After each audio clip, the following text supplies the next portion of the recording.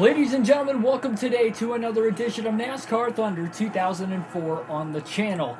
We are going to get set for this live stream here for the Subway 400 at the Rock, North Carolina Speedway for the second race of 36 on this long season, this long-awaited season as well. The final season of NASCAR Thunder 2004. We're using fan vote driver Terry Labonte, coming off a top 10 in the Daytona 500, trying to keep a little bit of upstarted momentum at the start of the season. We qualified on the pole for today's race. We'll take you through the rest of the key points as well as the starting lineup here over the next couple of minutes. So hopefully you guys enjoy this Sunday afternoon event on the channel. We're in Rockingham, North Carolina, home of the North Carolina Speedway for today's race, the Subway 400. What makes the Rock so tough, Barney? North Carolina is a fast track, considering it's only a mile long. The corners are tricky, though, and getting off them fast is the key to getting speed down the straightaways. Terry Labonte has been called the Iceman because of his cool demeanor under pressure. But maybe the nickname Iron Man is more appropriate. You know, that's right. Labonte set a record for consecutive race starts with 655. That's over 20 years without missing a race.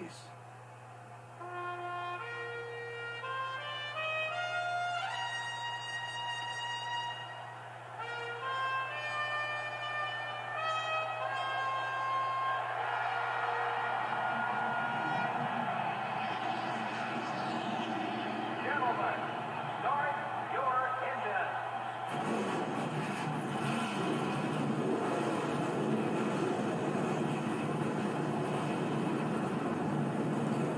Once again, we'll take you through today's starting lineup. Very interesting top 10. But we'll go all the way through the field nevertheless. Pole center for today's race is going to be Terry Labonte. He has won the pole for the first two races of the season now. Outside of him, Dale Earnhardt Jr. in row 1.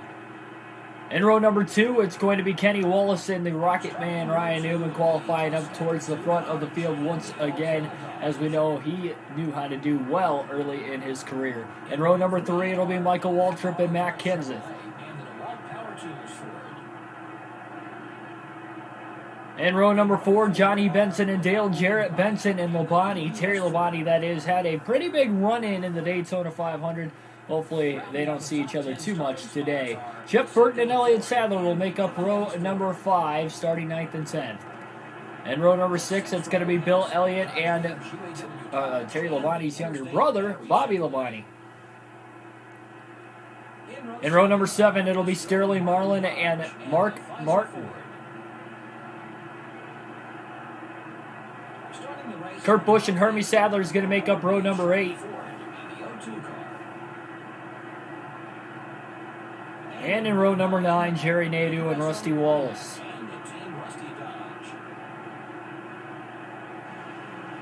Back in row number 10, it'll be Season 1 Daytona 500 winner Kevin Harvick, and outside of him, Brett Bodine. Joe Nemechek and Casey Mears will be in row number 11. Both of those drivers had a strong showing in the Daytona 500. Nemechek finished runner-up in second. In row 12, it's going to be Tony Stewart and Jimmy Johnson. And behind them, in row number 13, it'll be Jeremy Mayfield and rookie Jamie McMurray.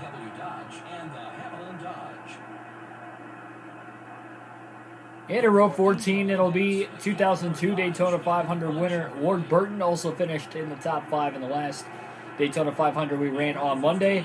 Outside of him, Jeff Gordon. Kenny Schrader and Jeff Green will be in row 15. In row 16, it'll be Robbie Gordon and Kyle Petty. Petty had a great run at Daytona in the 500, finished in 3rd on Monday. Greg Biffle and Ricky Rudd are going to make up row number 17. In row number 18, we've got David Green, and outside of him, our Daytona 500 winner here on this final NASCAR Thunder 04 season, Ricky Craven. Steve Park and Christian Fittipaldi are going to make up row number 19. Ashton Lewis, Kevin LePage will be back in row 20, starting 39th and 40th.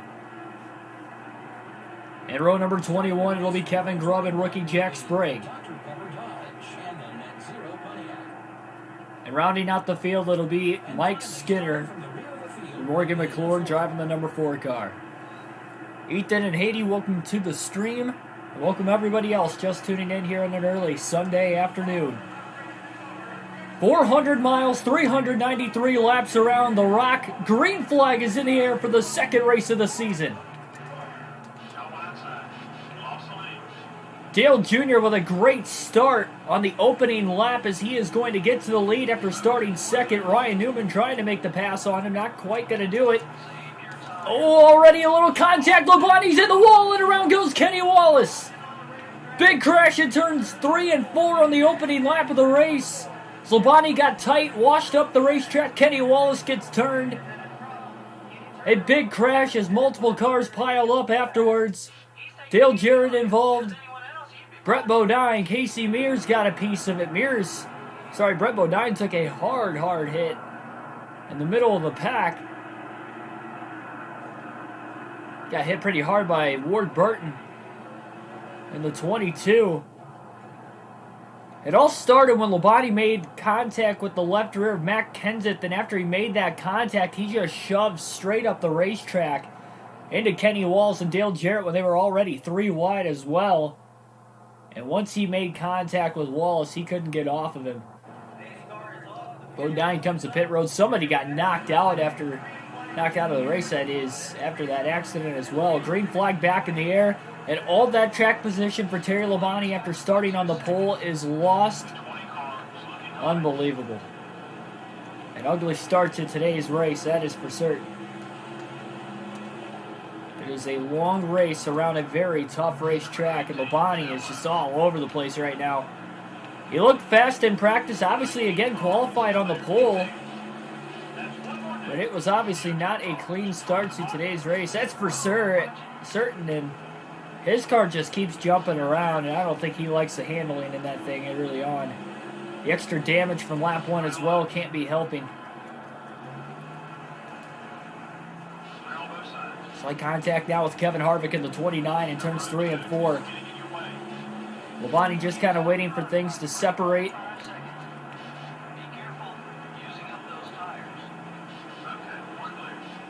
But not a clean start here. Labonte's really loose. Ashton G, welcome to the stream. Joe Nemechek was able to make a pass on Terry Labonte. Labonte looking to get back around his teammate Nemechek. Joe had a pretty good run, though, off the turn 2. And this is where the lack of stability help is going to be over the course of the season, especially on these tougher racetracks like Rockingham here today. It is going to be a fight just to make it to the end of these 393 laps as Labonte's car is moving around like crazy, and that damage has to be costing him so much speed right now as well. Stuart Harvick getting around him. So hard just to hold a straight line. Been about 5 days since played this game as well. Doesn't help.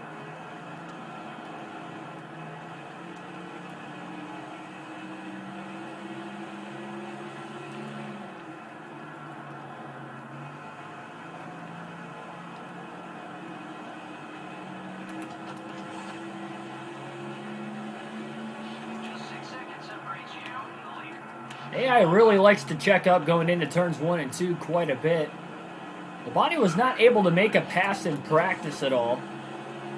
He was trying to pass Kenny Wallace for the last couple laps of happy hour, and that was about it. Sure enough, him and Wallace got in the opening accident here today.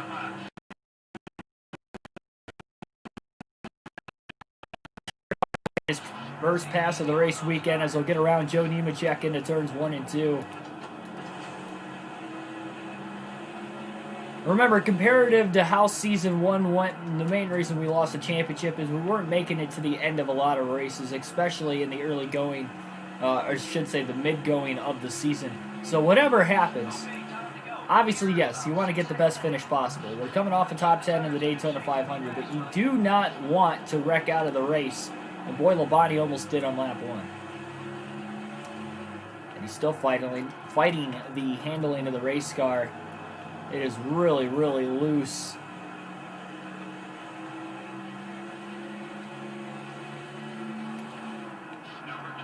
It's only getting worse than I'd have to imagine over the course of the actual tire run. Labonte trying to make a pass here on Tony Stewart, the 20. For 17th, Labonte again just gets tight. He can't get off of Tony Stewart. Contact with Robbie Gordon on the inside. We stay green. That was a pretty heavy hit to the outside wall.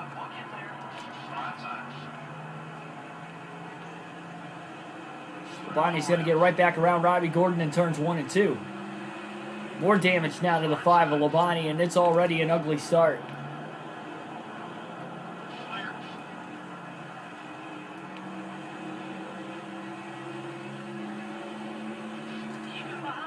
Seems like turns 1 and 2, Labonte's a little bit better on that end of the track, just with overall grip. It's amazing how loose the race car is, but yet when he tries to make a pass in turns 3 and 4, the car just gets extremely tight. When he's not making a pass, it just slides loose, as you can already see. We've got some work left. The leader has about a 9-second lead on us. Working your way up. Top 20, buddy. Still there. Deep dig. Okay, we're clear. They keep the tires in good shape to be fast, buddy. Ricky Rudd underneath Joe Nemechek. I think Terry Labonte might make a big move here. 3 wide. Debris off of Labonte's car as well, so they're going to race back to the caution flag. A risky 3 wide pass as soon as that caution came out. Oh, and he almost got turned off the 21 of Ricky Rudd now. So they continue to race back to the caution flag. Joe Nemechek was able to get back around. Rudd loses another position to Steve Park. And that is our second caution of the race today. The hood of Terry Labonte's car just flew off.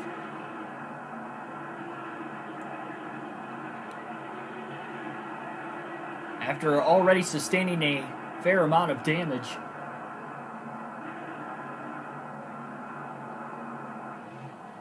The beginning of what could be a long day, and again, he doesn't want to lose any track position. So he's going to stay out of the pits under what is now already the second caution. Green flag back in the air, lap 22. Still nobody has hit pit road.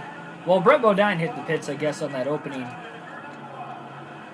caution of the race. He was already at the rear of the field with a lot of damage, so he came in to repair it. But that was it. Nobody pitted under that second caution.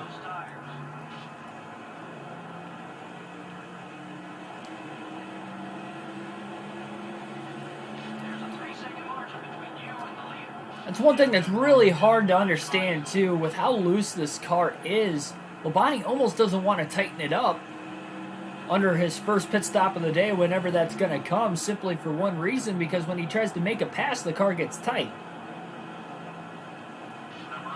He's going to get alongside Hermie Sadler down the front stretch.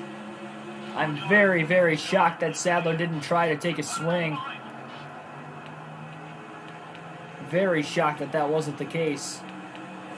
Oh, Nemechek just banged into the 5 of Labonte off of turn 2. Nemechek got loose on the outside. Labonte was racing him clean. Teammates nonetheless getting together there. Again, both coming off top 10s in the Daytona 500. Now Greg Biffle. Sorry, that's not Biffle. That is the other darker car of Jerry Nadeau, or another one at least.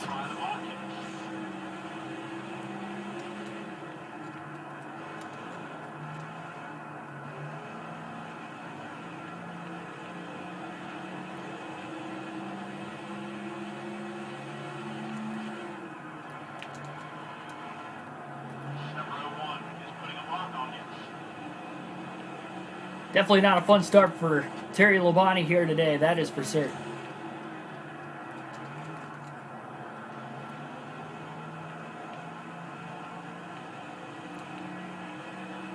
All that damage has to be making this car so much slower than what it actually is capable of being.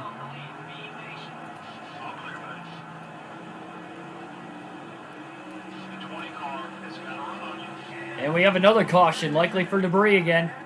I believe the right front just flew off of Terry Labonte's number 5 car. Third caution of the day on lap 27 here at the Rock. Easy now. We need some of that grip later.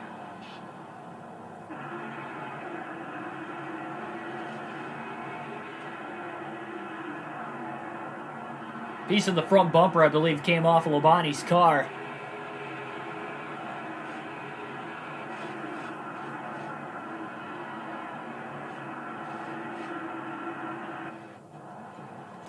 And now he's going to be coming to pit road for the first time today. Not sure how many more hits that car is going to be able to take. So he is going to bring it to pit road. They're going to put 4 fresh tires back on it. They're going to try to tighten the race car up a half around a wedge. Not sure how that's going to exactly work here, but they need to repair that race car. So I don't know how many more hits it's going to be able to take, both of off of a couple drivers. He had a couple rivals right in front of him of Nadu and Johnny Benson as well that would have been tough to pass without them taking swings on him.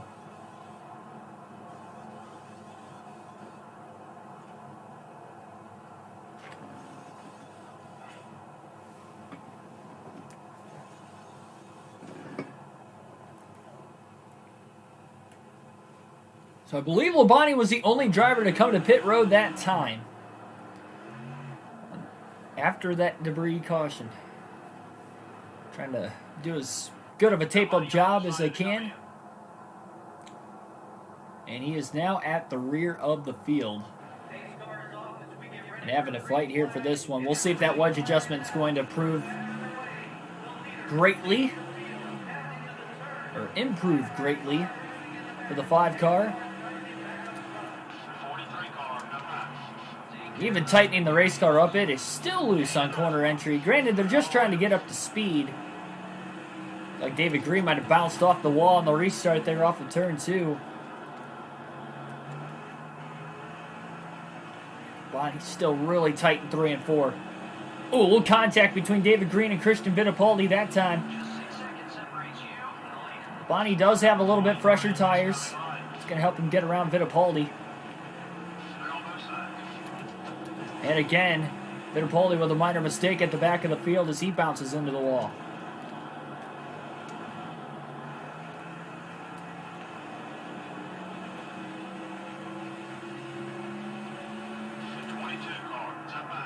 Nice work. Gotta keep the tires in good shape to be fast, buddy. You're clear.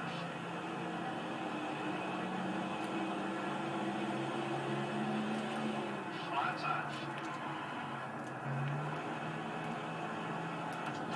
Still there.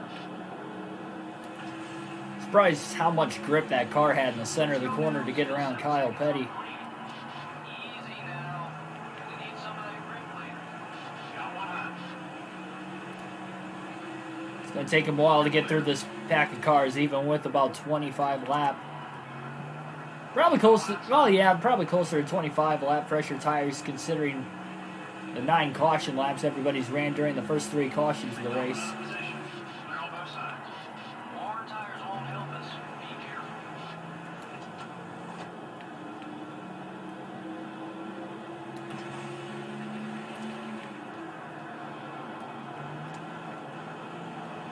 The car does feel a little bit better as well. Both of that is probably the adjustment and flat out repairing the race car as well as they could as well. Be careful. Using up those I'm tires. certain of it. You're clear. Ooh, Ricky Craven bounces off the wall that time and ricocheted into Brett Bodine off of turn 2. Number 23 is trying to block you. Kenny Wall's pretty upset after that opening lap accident there with Terry Labonte. Bonnie trying to cut him at least a little bit of slack. The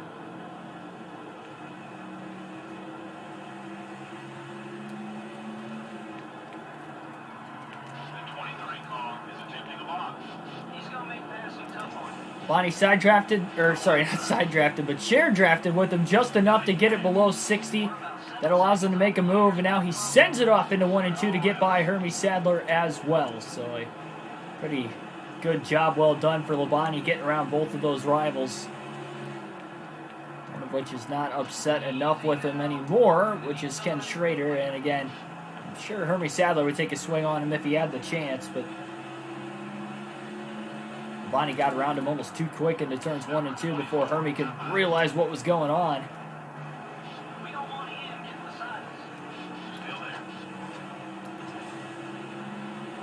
The 24 car is still there. Labonte's really trying not to overcorrect it. But he's trying to make these passes, especially in turns 3 and 4 when the car starts off loose, because he knows it wants to jump back up the racetrack tight. Our tires won't help us. Be careful. Race leader, whoever it may be, is way out ahead of second on back. Keep him behind you. Angel Hollenbach, welcome to the stream.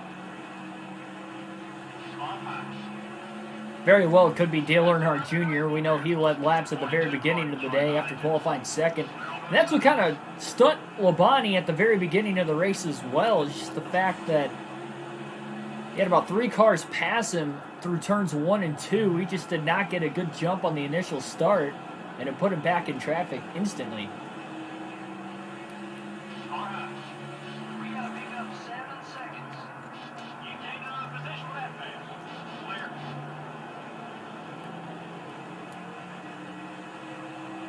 Right side. Does seem like Labonte's getting a little bit more used to his race car. And meanwhile, oh, Dale Jarrett's in the wall! And I think Steve Park ran right into the back of him. Labonte got in the wall a little bit, but I think Jarrett got in the wall before he even did. And then Jarrett got nailed right in the left rear by Steve Park. He got sideways. They both saved it at least enough to keep it green. No caution will wave. Here at lap 44 now. Seconds off the leader's back bumper.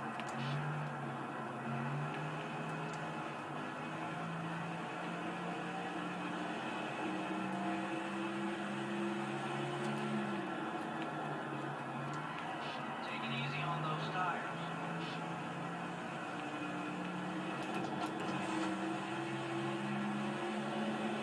This could be a risky move. What a dive into turns 1 and 2 by Terry Labonte to try and get around Tony Stewart and Joe Nemechek with a 3-wide pass. Stewart was able to cross him back over. Now Tony looks to make a move underneath Jimmy Johnson. A little bump and run there by Labonte to maybe move Stewart back out of the way. I don't know if that was intentional or not. Let's go now. Still 7 seconds. But he did get him out of the way, and it was enough for him to make a pass down the other end of the track in turns 1 and 2. And now he's stuck behind Jerry Nadeau, and I think he's going to do the same thing he tried to do with Kenny Wallace, is share draft with him enough. Make some enemies out there, buddy.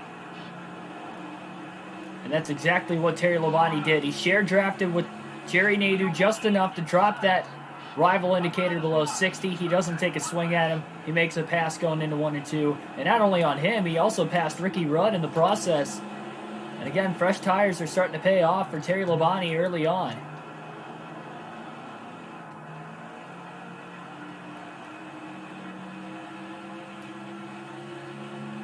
We gotta pick up 7 seconds. The 6 car wants to get Martin now going to get past. clear. Keep him behind you if you can. Oh, boy. I mean not to ride anywhere with you. Hello? Is this thing on?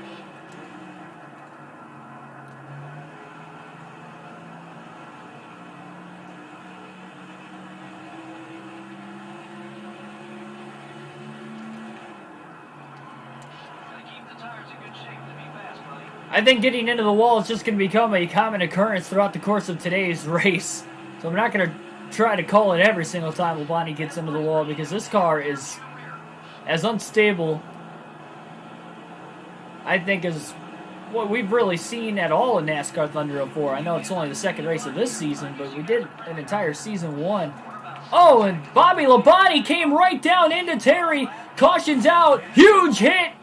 In the air goes Labonte. Wow. What a hit. Bobby Labonte pulled down right into Terry. I don't think he saw him there. Either that or he was trying to throw a block at the last second, and that just completely dumped his older brother. right into the 10 of Johnny Benson. Mark Martin came through with a big-time hit, and I don't even know how Terry Labonte's still in this race. My goodness.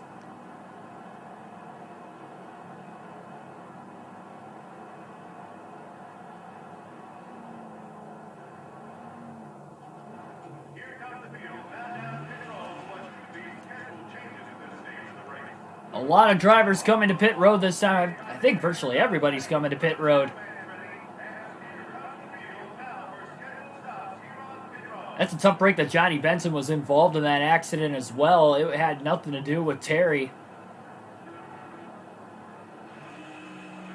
Or I should say with Terry and it being his fault. Again, Bobby Labonte cut down into Terry Labonte on entrance to turn 1. Terry was coming in there hot, but he had the run. It definitely did not pan out there. Bobby made contact with Terry. Terry went up the racetrack after the contact. Got hooked on the 10 of Johnny Benson. To bring out our 4th caution already today.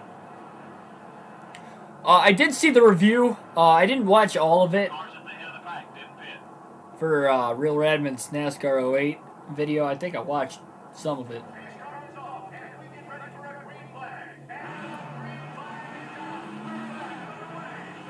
So green flag back in the air. Johnny Benson basically wiped out Terry Labonte in the Daytona 500 and put him in a situation where he had to come from behind just to finish in 9th place. Coming back from a lap down late in that race. Go easy on those Eagles, driver. Going inside. I'm surprised there's any speed left in this 5 car, to be completely honest. All the drama that it has been through early on. So 55 laps into the race, everybody has now hit pit road under that last caution.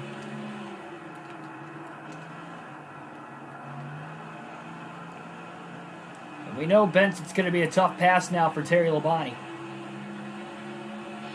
patient. You're about 4 seconds behind the leader. Save your tires. Number 10 is getting in your way. Oh, there's a fake driver in the... I think I remember seeing that. Isn't it like the 008 car or something like that? Number 97 is coming left. I never actually played NASCAR 08. Or 09 for that matter. Be careful. Caution's out Those tires. for debris on the inside of the racetrack in turns 1 and 2. Likely a piece of whoever might have been involved in that last accident. So they're going to race back to the caution flag. Don't bang it up too bad. Meanwhile, Terry Labonte got back into the wall off of turn 4 again, racing back to the caution flag. That is already our 5th caution of tonight's race. I should say today's race. So 5 cautions in the first 58 laps. 3 of them for debris. That is insane.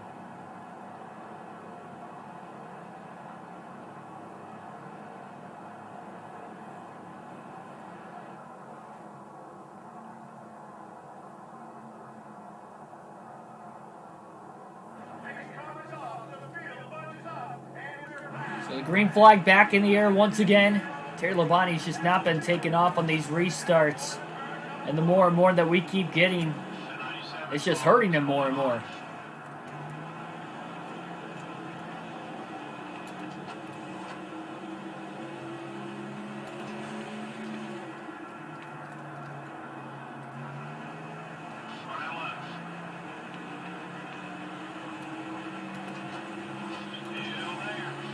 Kurt Busch trying to make a pass on Terry Labonte.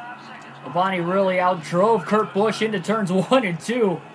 And boy, Labonte really slid the tires to try and beat him to the bottom of the racetrack. And now Kurt's going to try to come to the outside. They almost made contact, but not quite. Wow.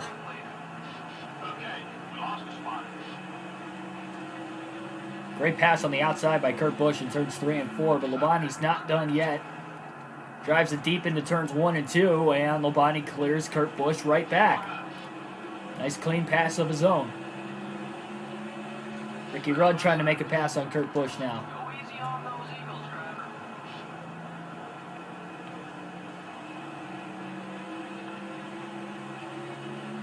Interval between you and the leaders, 4.5.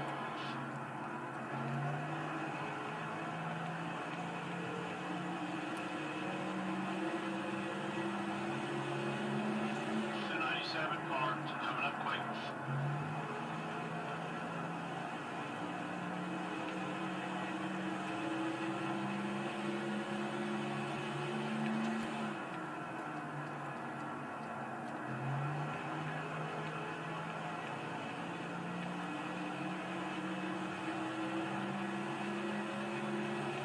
Labonte and his team, and I'm sure most of the field right now, wants to see this run green to actually get a good picture of how their car will handle on the long runs. Because nobody's got any information of that in the first 65 laps, with us already having 5 cautions today. Easy on those tires. It's been one of those kinds of races right from the get-go, and we had just 5 cautions total in the entire Daytona 500.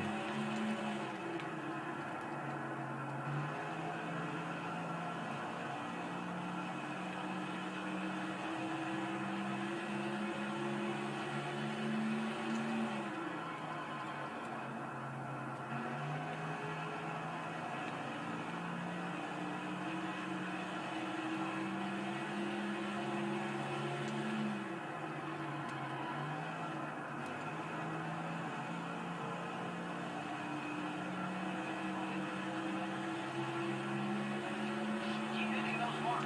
Leaders about 5 seconds ahead.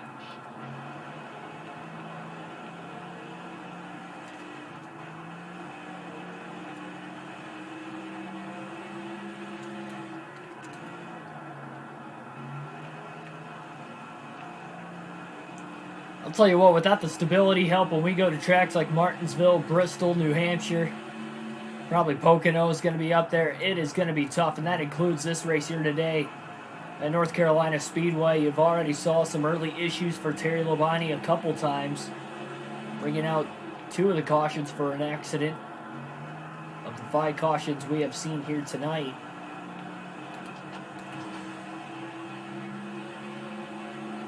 Just 6 seconds separates you and the leader. And he seems like he's been getting a little bit more consistent throughout the course of the race, which is kind of weird to see, because in races where I practice and qualify, I seem to run really well right from the get-go, as far as like actually hitting my marks, and usually the handling of the car is all right, but for whatever reason, the handling of the car in this race does not feel like it did in practice and qualifying for whatever reason.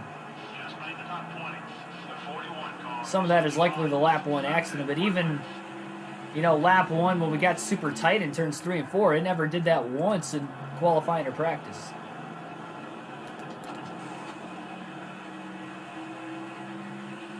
So the passing lane seems like it's going to have to be in turns 1 and 2. 3 and 4, likely not going to be where Labonte's going to make passes unless he absolutely has to, say at the end of the race.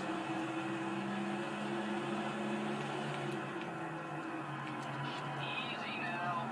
Gonna need some of that grip later.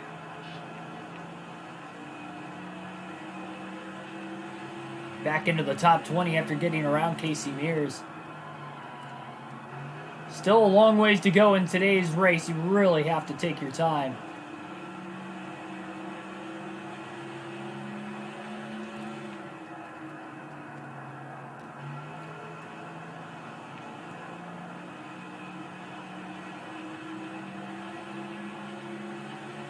Come on, buddy. We're 6 seconds back. Let's get up there. Gotta keep the tires in good shape to be fast, buddy. Kevin Harvick still that next car right ahead of Terry Labonte. Harvick, meanwhile, right now going to try to make a move, I believe, on Jeremy Mayfield in the 19, if I'm not mistaken. It is a Ray Evernham Dodge. Can't tell exactly if that's Bill Elliott or Jeremy Mayfield. The 19 car. And it was Mayfield. Number 19 is looking hot. The 10 car. And Labonte's able to make a pass on him. The tough pass, though, is going to be Johnny Benson in the 10. We know he's still upset, especially after Daytona.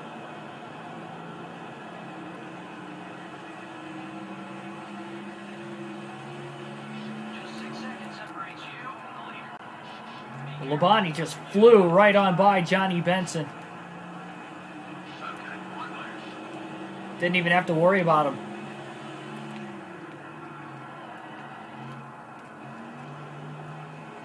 Benson trying to block. Sorry, Labonte's trying to block Benson.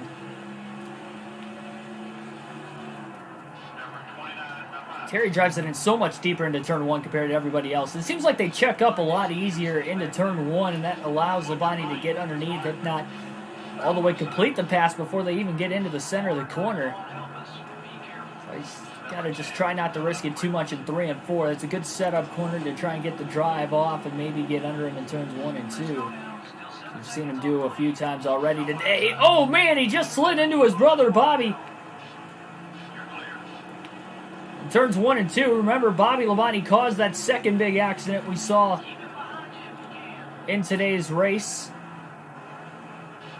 After he kind of chopped the nose off of the 5 of Terry Labonte's car.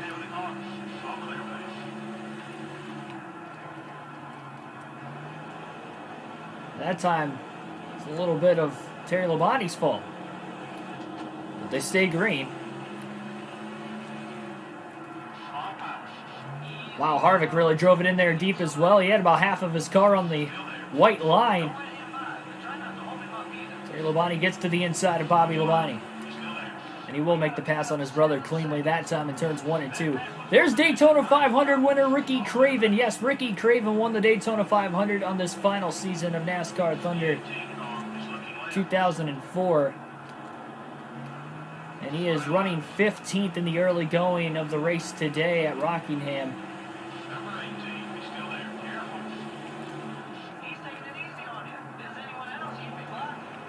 And Labonte makes the pass on Craven.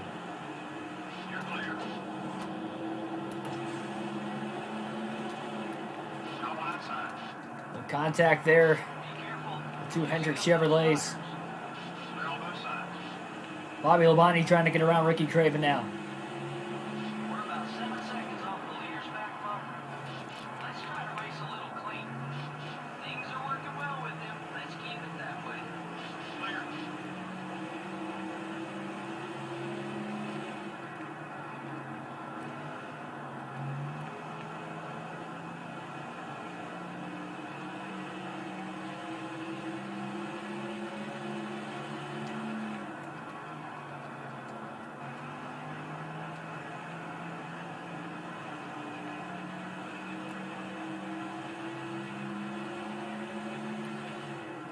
No, I doubt Kyle Larson's going to drive a Kellogg-sponsored race car next year. If that's what you're implying as far as like an old sponsorship of Terry Labonte's.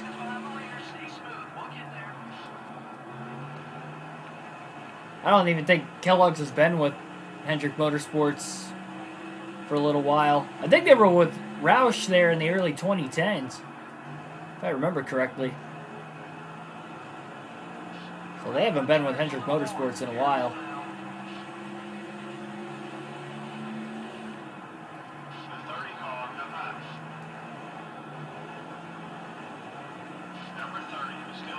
Oh, wow. That was a close pass. Terry Labonte just cleared Steve Park off of turn 2. We haven't even gotten to see a very long green flag run yet to try and dictate, again, how the cars are going to react on the longer run with the older tires around this racetrack.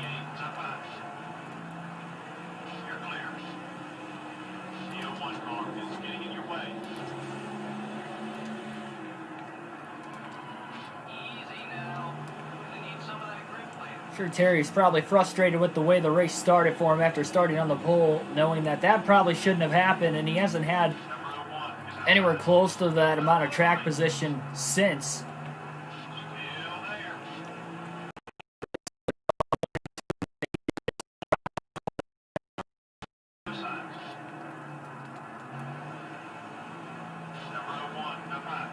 Oh, bump. Oh, that might not have been a wise decision.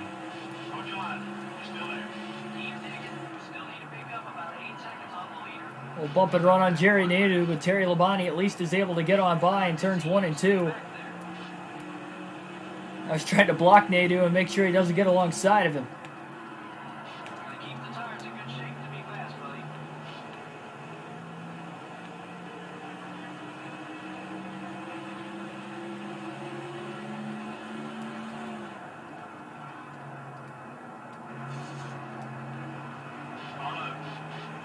Wow. Let's go after it.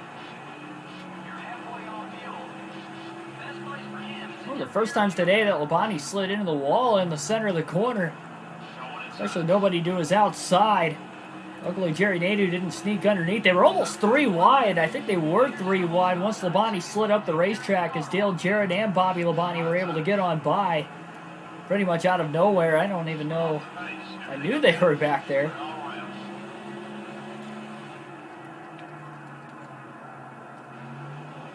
So the struggle continues with the handle into the 5 car.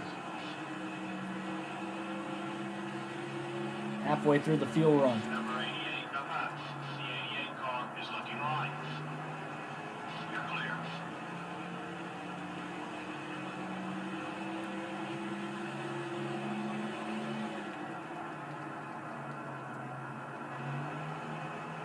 Got one down left.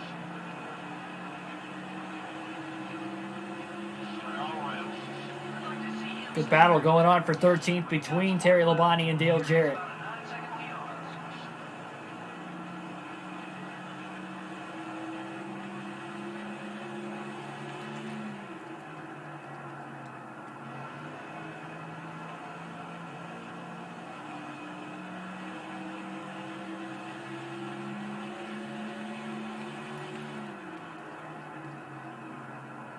a 9-second lead on us. You let him by, he's gonna make things tough on you. Things are about as spaced apart as they have been so far in this race up to this point. It's been a while, though, since the last caution as well. It's been a 31-lap green flag run. It's the longest green flag run of the race up to this point. Stay smooth, we'll get there.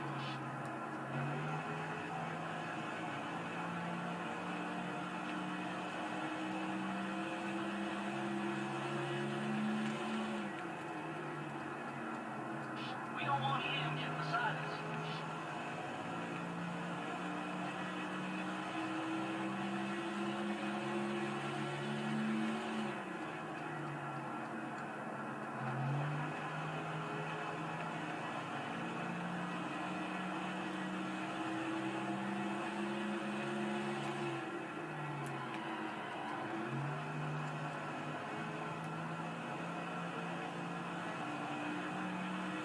Keep an eye on your mirror. He's not too happy with you. Keep digging. Still need to pick up about 8 seconds off the leader. Yeah, that would have been really shocking if Myatt Snyder would have ended up in the 38 car next year. Like, I understand he's got the funding, but he hasn't even ran a full-time season in the Xfinity Series. He's only ran part-time there, and it's been a couple years since his full-time Truck Series appearance, too. Try to keep him behind you.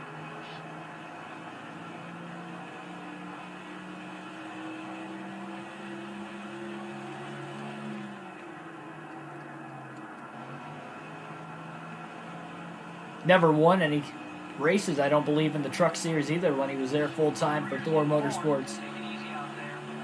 We gotta pick up 7 seconds.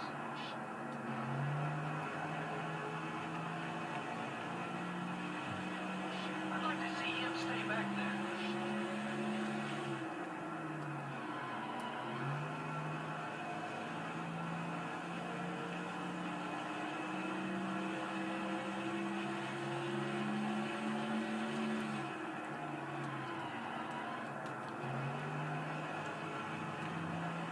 A lot of focus on full display for this race here today, as you are seeing right now the Subway 400 North Carolina Speedway. Lap 100 this time by at the start-finish line. Let's go now. Still 7 seconds off the lead. Made it to lap 100.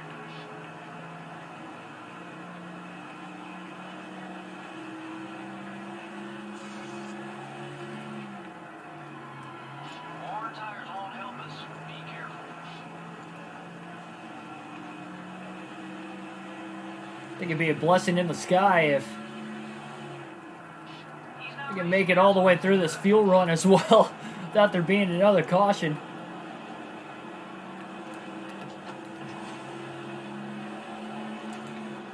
It's good practice for these guys on the racetrack. It's only going to get them better and better And not only trying to make passes, but just, you know, running their consistent line in general. And that's what really helps with running these long Winston Cup races. Contact with Jimmy Johnson.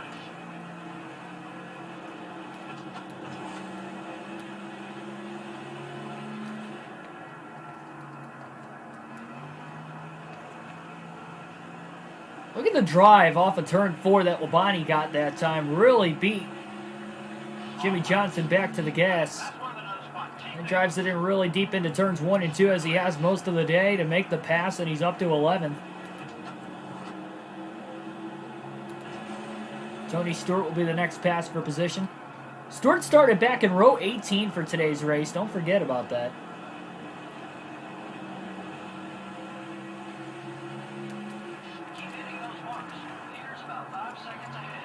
Wow, that was a slide job right there if I've never seen one before. My goodness.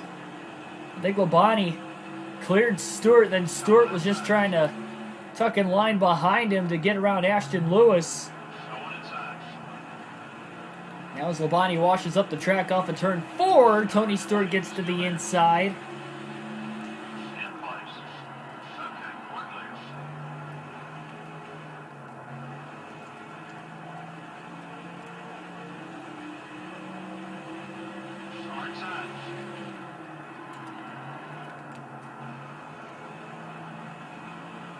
Stewart going to get the pass right back. Terry Labonte beats him back to the gas, so gets right back underneath him on the other end of the racetrack. So good battle going on for the 10th position between Terry Labonte and Tony Stewart. Jimmy Johnson in the mix as well. Bobby Labonte just behind him.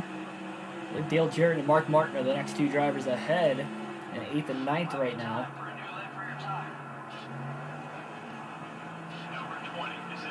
Oh! Stewart just clipped the left rear of Labonte. Now he tries to use the bump and run. Definitely loosened the 5 car up. Just wasn't able to actually get underneath him and make the pass.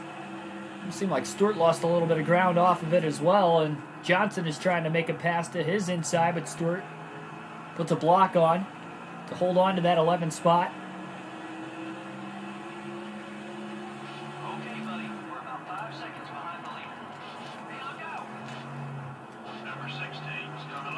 Contact with Greg Biffle in turns 1 and 2.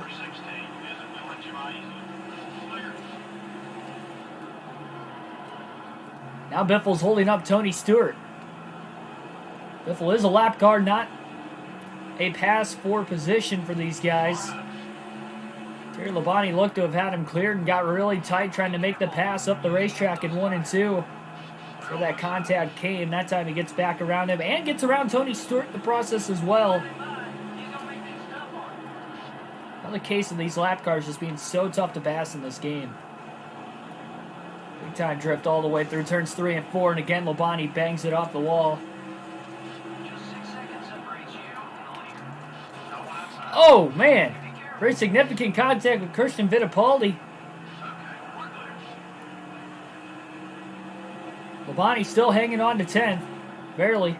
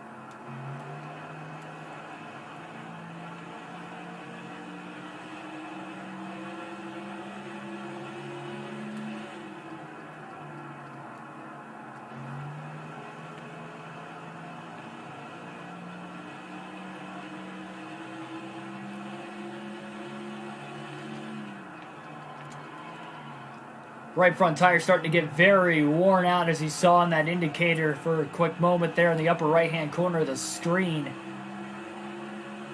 He's in the red.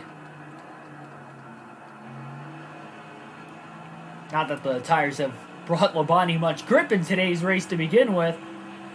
Certainly not going to help.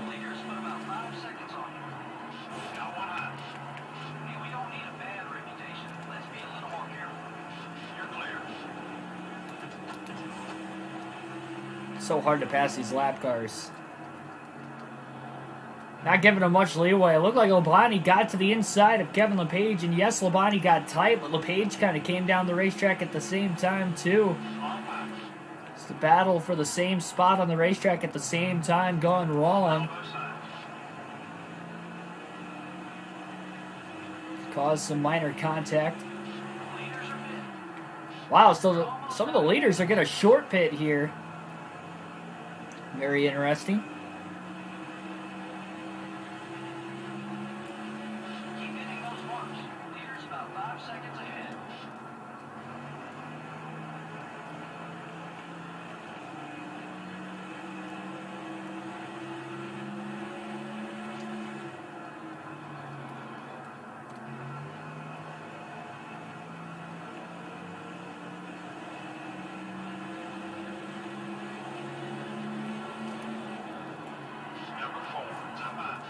Easy now. They need some of that grip later. The 4 car is still there. Mark Martin is for position ahead of Terry Labonte. Labonte, though, meanwhile, trying to get around Mike Skinner, and now Martin comes to pit road. So does Bill Elliott. A couple of the other leaders coming into the pits. Slow you down a little. Be patient. Putting Terry Labonte to fourth. You can catch it. Going inside. Everything okay with the car? And now back to fifth as Tony Stewart will make the pass for fourth place. Couple top 5 cars are on And their it looks like Stewart's coming to pit road this time. So is Jimmy Johnson. A couple more of the leaders ahead of Stewart and Labonte. My goodness, Mike Skinner That's not a good way to make friends. trying to block, Clear. 38 car is even though he's already a lap down right now. Terry Labonte just ran right into the back of him. Race leader coming to pit road. This will give Labonte the lead. That'll be 5 bonus points for leading his first lap of the race at the line.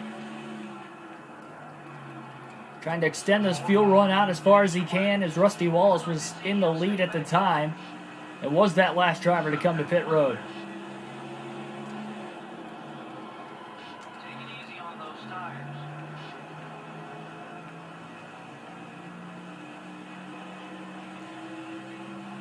And again, Skinner trying to block. for the block. On time. Labonte sends it underneath him in 1 and 2. Slides back up the racetrack, and again, Mike Skinner gets right back around him.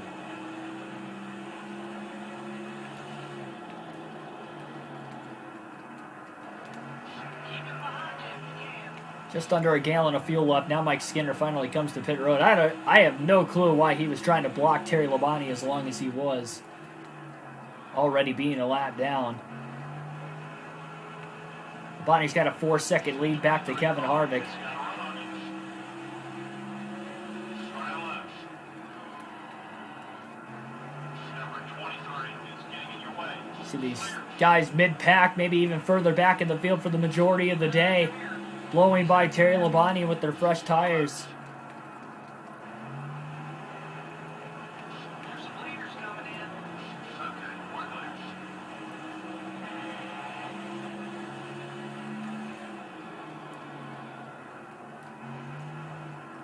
So Terry Labonte coming to pit road this time. CO2 car. 70 miles per hour is the pit road speed limit. And he does not speed, perfectly getting to pit road. 4 fresh tires, no adjustments, full tank of fuel. Damage will be repaired. Frankie Smith, welcome to the stream.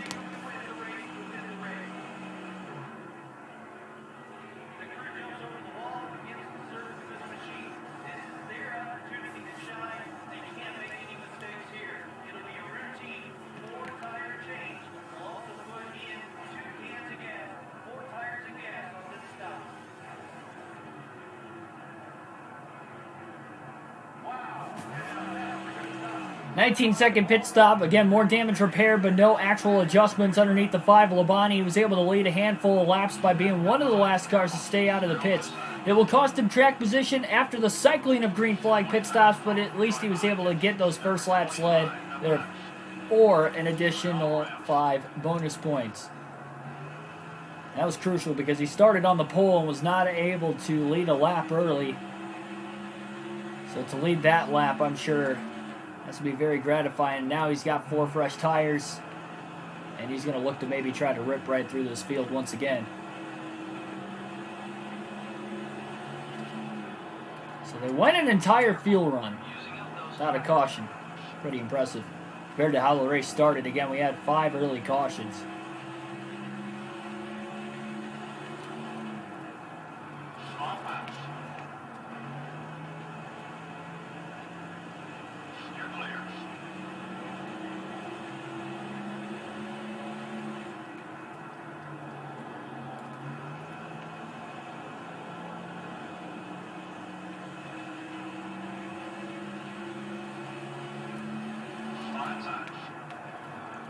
Got a lot of guys that keep trying to block Terry Labonte, and a lot of them are lapped down. Much like Kevin LePage right there. Terry will cycle out of pit road in 23rd.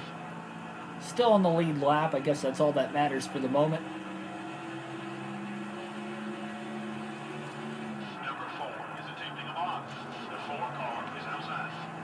You're not gonna race clean. He ain't gonna either. All around. Contact now with Mike Skinner. Gotta keep the tires in good shape to be fast, buddy.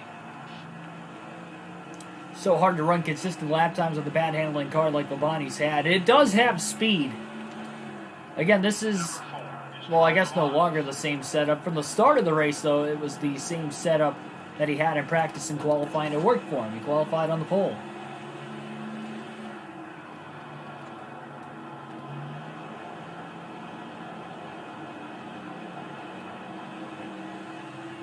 Seemed pretty fast and a little bit more stable in practice compared to what we've seen in the race today. And another product of Labonte getting tight as he makes contact with his teammate right on the left rear of Joe Nemechek. Car inside.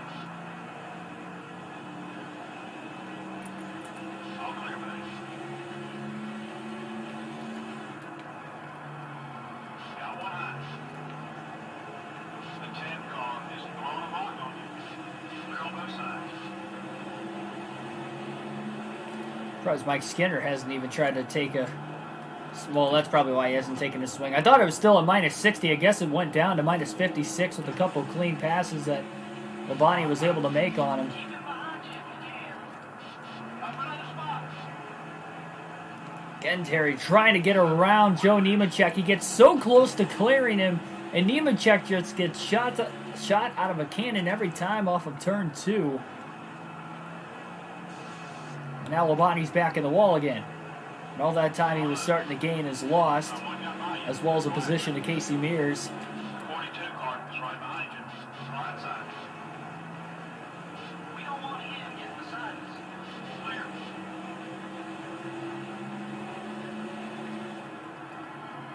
Save your tires.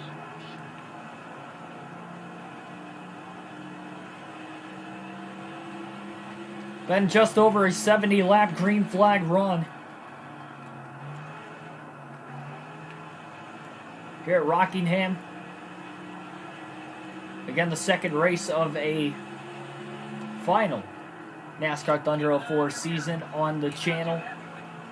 Again, running as Terry Labonte because you guys, the fans that watched the Budweiser shootout last week,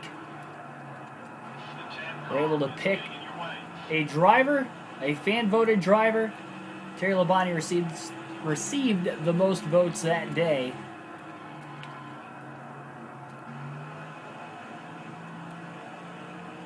Therefore, we are using him for the season. It is the actual 2003 schedule as well. So the next few races on the schedule. Tomorrow we go to Las Vegas for the third race of the season as Labonte's in the wall again. And now just gets squeezed after he gets into the wall by Jeff Green. Green pretty much had nowhere to go. Ran right into the back of him.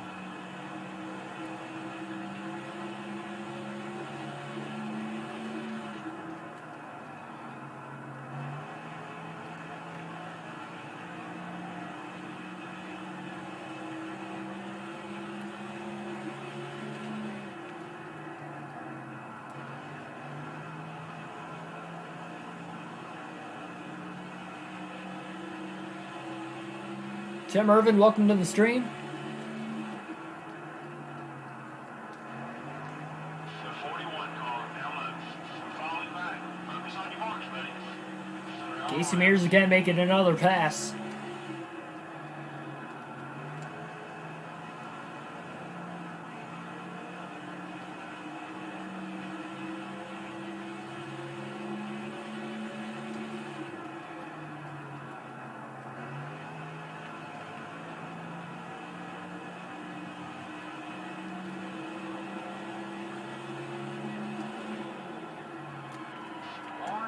Yeah, something else that happened too. I was going to start at, well, hang on just a second. Caution's out again for debris off of Labonte's car as his hood has just flown off.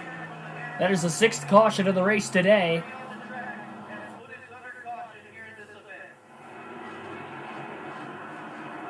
My goodness. Crazy race up to this point here today at Rockingham. First caution in nearly 80 laps. And it will be for debris.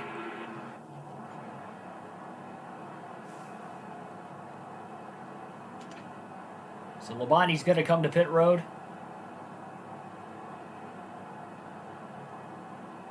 See if anybody else comes down to pit road as well. No, wow, I'm surprised. So Terry Labonte, the only lead lap car coming into the pits, going to repair the damage he has that shedded his debris. Getting pretty close to the halfway point here today.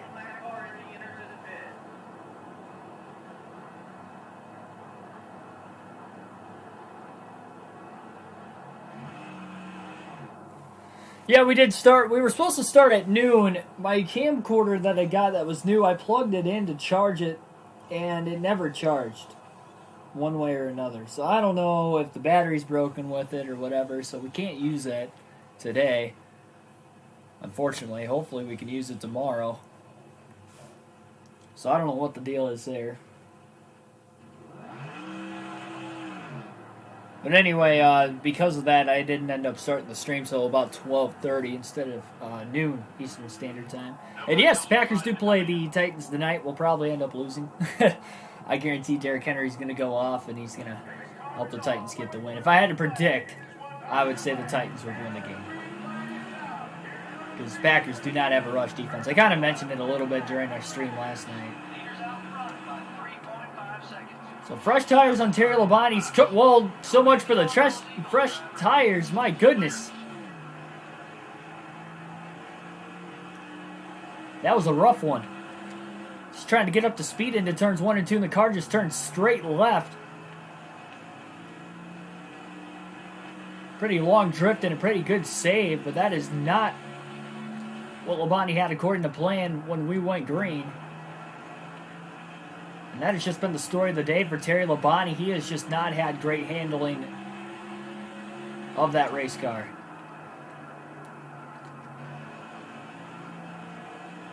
"50 days until the Daytona 500, indeed.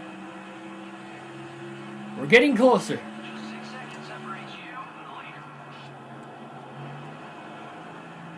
28 drivers on the lead lap. Labonte, the last of those currently, after he was the only driver to come to pit road. He only lost 4 spots.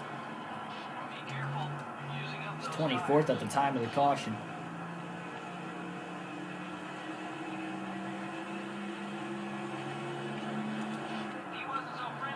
All those lap cars restarted on the inside of the lead lap cars, so he's got the entire field to try and pass right now to get all the way up to the lead. The only laps he's led is due to pit strategy. During the green flag set of pit stops, the only time we had them here today, he was able to stay out about 5 laps longer than everybody else. Just enough to lead a few laps and then come to pit road. Oh, wow, Steve Park got really loose. Thought for a moment there he was going to slide right up into Bill Elliott.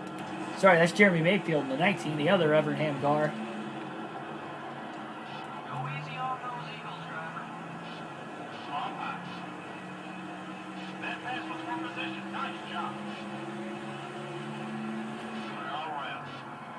What a run into the corner.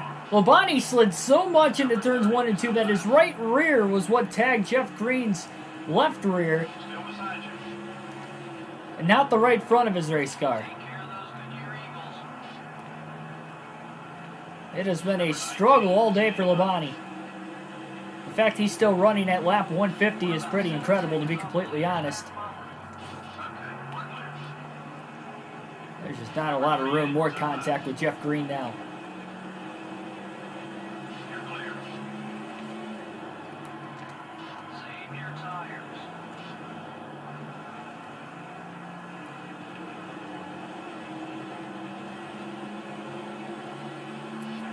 Car come high. Take off another position. So they're all around.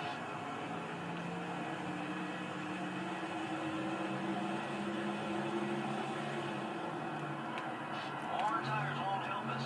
Be careful. The 38 car is up high. It almost seems like the car gains grip in the middle portion of the run, then loses it at the very end of the run. 8 seconds back. When he's on fresher tires, he is sliding around so much, as you can still see. Number 41 is still there. Careful. They're on both sides. Going inside. Oh, got to the outside of Casey Mears, and then he gets loose off the corner exit again.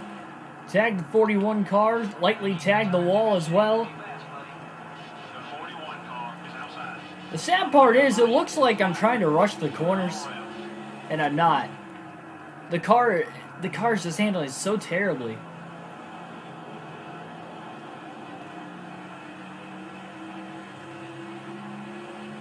8 seconds behind the leader. Stay smooth. We'll get there.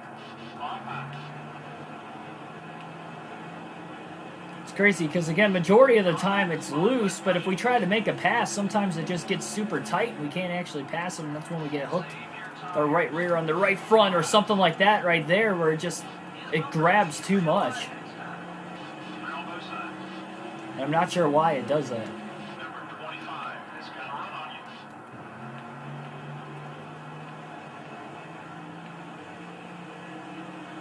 Got one high. Casey Mears just ran right in the back of Terry Labonte midway down the back straightaway. Looked like he was trying to squeeze in between the wall and Labonte's car. There just wasn't enough room. Leader's interval is about 9 seconds. Take care of your car. We'll And again, Labonte's car, now it goes, instead of loose, loose, loose, the last two corners it has been ridiculously tight. You're clear.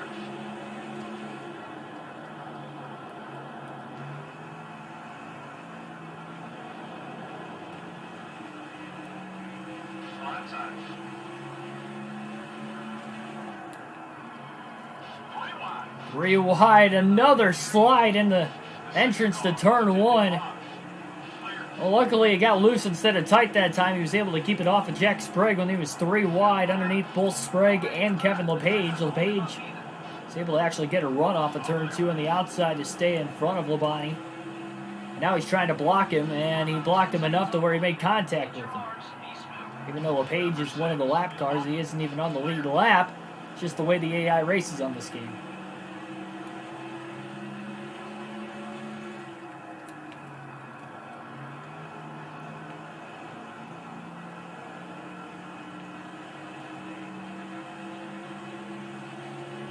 Biffle trying to block. Putting a block on you.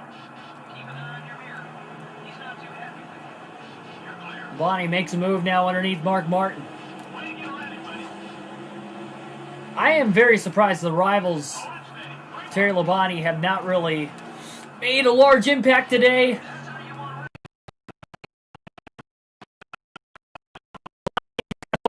Ford car of Mike Skinner. That's about the 3rd time he has on Skinner today. Now he got about Got one outside. hooked on the left front of Greg Biffle's car, trying to pass him again. You're clear. Unbelievable. Number 16 is outside. easy now. Gonna need some of that grip later. Hold your line. He's still there. They're all around. Number 9 is trying a block.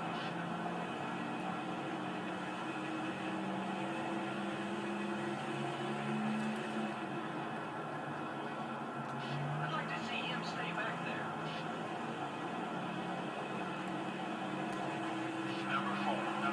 Wow, those guys really got held up off of turn 4. Labonte again gets tight. Underneath, David Green makes the pass. A little bit of contact. Definitely wasn't clean. Made a couple passes for position in there. David Green being one of the lap cars in there. Tim, let me tell you, I am trying my best right now. And I'm trying my best to keep the realistic broadcast. And on top of stumbling on my words and having this, it is really hard right now because this is extremely frustrating. I don't know what's going on. Like, I try to drive it easy, and that's when it gets tight.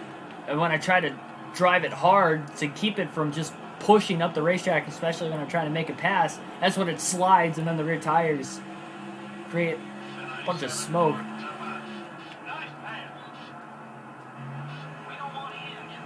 It's a lot easier said than done. Oh, contact back in the wall. Brett Bodine and Kurt Busch. Busch did not give Bodine a lot of room. He just kind of sandwiched him.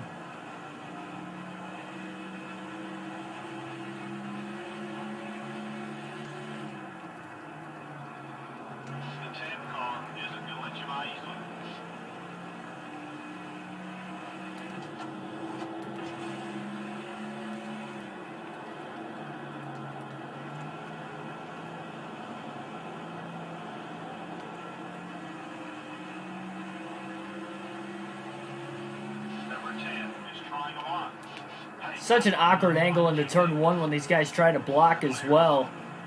Johnny Benson did down the front stretch. Oh, Labonte into the wall off of turn number 2. Benson wasn't able to capitalize. I'm quite surprised he wasn't able to make a pass on Terry Labonte after he got into the wall.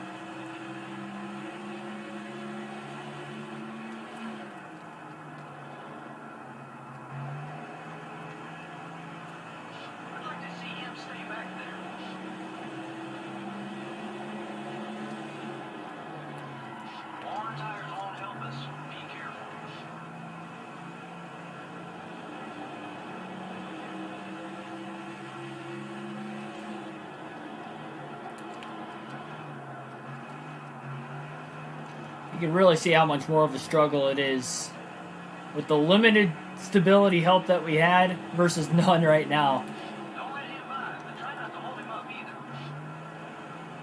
Only reason I turned it on is because I was new to the game when we first started Season 1. And I'm kind of regretting turning it off, to be completely honest, because if it's going to be like this every single race over the course, like it was bad at Daytona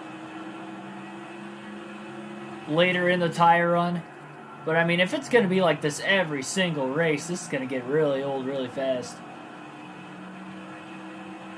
Doing these full races.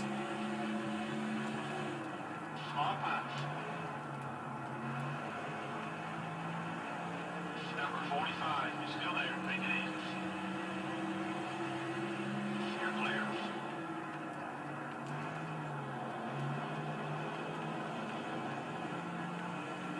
A lot of cars under a blanket right now, just outside the top 10. Jerry Nadeau, Jimmy Johnson, Kyle Petty trying to block Terry Labonte. Petty's a lap down. Number 45 is going for the block. He blocked him so much that he wasn't even clear. He just pulled in front of him and they made contact. Labonte couldn't get off of him. He almost spun out going into turn 1. Trying to make a pass underneath Kyle Petty again. Oh boy, Kyle Petty was going to take a swing. Thought better of it at the last second. Gain another spot. You're clear. Labonte does make a pass on Nadeau for 14th now.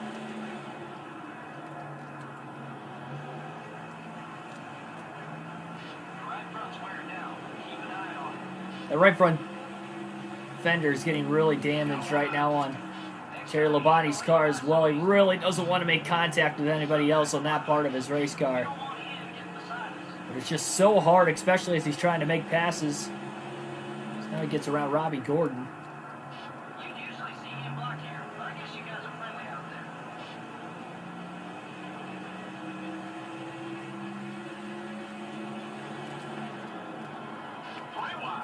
Wow, Labonte got loose. Bobby Labonte, that is. Now Terry Labonte's loose in the center of 1 and 2. Oh, contact!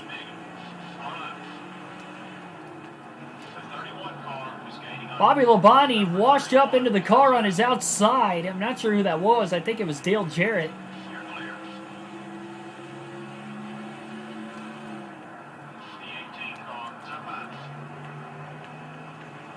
Now Bobby missed the bottom of the racetrack there into 1 and 2. Go easy on those Eagles, driver. Keep an eye on your mirror. He's not too happy with you. Number 18 is outside. That's another rearview mirror. Another pass for position. They're on both sides. Clean one on Bobby Labonte. That was Dale Jarrett that Bobby made contact with. All right. Ease up a little. Still beside you. Again, not sure how many more hits that right front fender can take off of Terry Labonte's race car. But a slight bump and run there on Dale Jarrett. Any contact he has made today has not been intentional. I can tell you guys that much. Just how bad the car is driving right now and how aggressive the AI racing this game on top of things. Not been a fun afternoon for Terry Labonte, that's for certain. Halfway through this fuel run now, as Jeff Burton pulls a block on Jimmy Johnson, and Johnson just got clung onto the right side of Terry Labonte's car. Labonte able to make the pass on both Burton and Johnson. Johnson now to the inside of Jeff Burton as well. And Labonte's right back in the top 10 again. Ricky Craven had a fast car at the Daytona 500. As mentioned, he won that race. He's in the top 10, running 9th place right now, which is solid because, remember, he qualified terribly. Started way back in row 18 of today's race in 36th. Great climb towards the front for Ricky Craven. Number 32. As Terry Labonte gets around him now for 9th, so that drops him back to 10th, but still a solid run.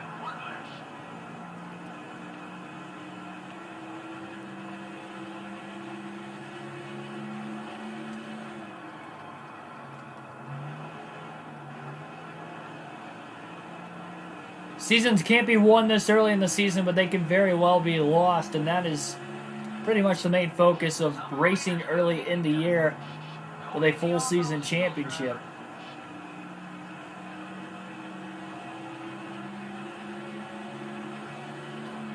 The 24 car is outside. Number 24. And this is the middle part of the run where it just seems like Labonte's car almost comes to him for a little bit. About 10 to 15 laps. Right in the middle of the actual fuel and tire stint. It's starting to drive a little bit better. Got one high. We're about 10 seconds off the lead. Wow, what a move underneath Rusty Wallace to make that pass as Wallace tried to pinch him down. He was also in the middle of getting around Kenseth, which he was able to get around Kenseth. He let the 5 of Terry Labonte get around him, and now Labonte gets tight. Contact with the 21 of Ricky Rudd and into the wall. If he catches you, he might try to wreck Another harder hit to the right front of Terry Labonte's car.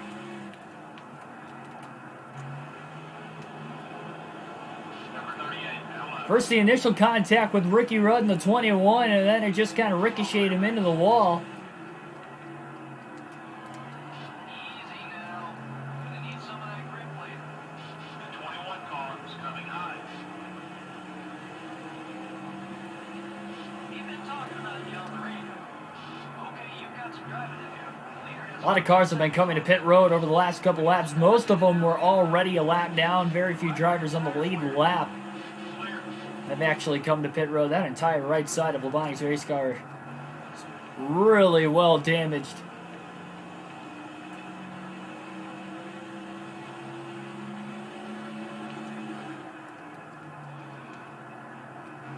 Got one down low. keep an eye on your mirror. He's not too happy with you. All clear, buddy.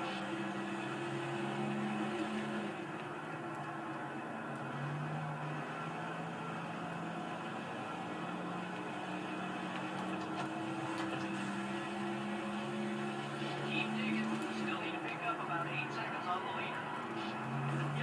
Caution, debris off of Labonte's car. That is the 3rd time his hood has flown off today, and the 4th time we've seen debris off of his race car. That's going to trap quite a few drivers a lap down.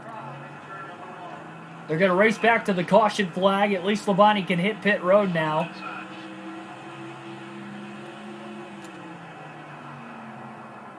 And that is now our 7th caution of the race.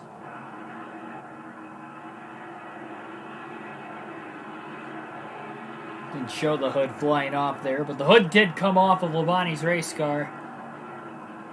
For now the 3rd time today. Come to pit road, they'll put another one on it. We'll see if anybody else comes to pit road. It looks like the rest of the lead lap cars will be pitting. Well, maybe not the rest of them. Jeff Gordon, Bill Elliott stay out of the pits, but a large portion of them are coming down as we speak. So 7th caution of the race. Pit stops coming once again. About the 3rd and 4th times for some of these drivers. 4th time Labonte's been to pit road.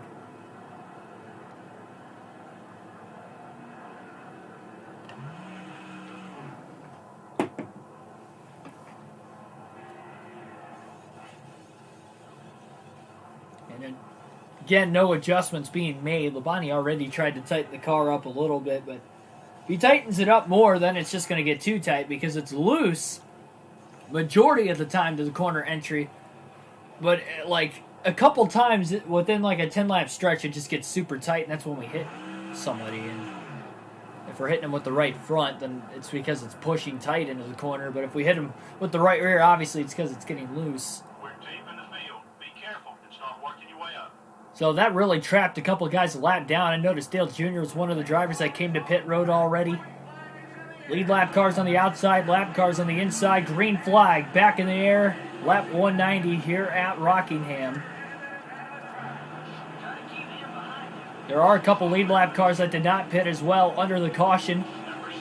Jeff Gordon, Bill Elliott being those drivers. Elliott leading this race for the moment now because of it.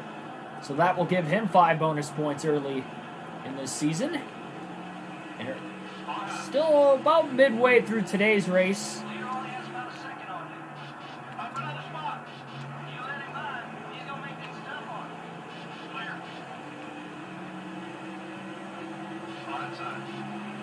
I thought Jarrett was going to take it 3 wide underneath Terry Labonte and Dale Jr. there, but he thought better of it.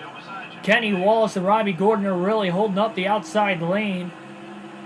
It's going to allow Terry Labonte to make the passes on the inside off the turn 4. Jeff Green having a solid run and didn't realize he was in the top 10 today. We've seen that one car go to victory lane before. It was with Steve Park back in 2001 here at Rockingham.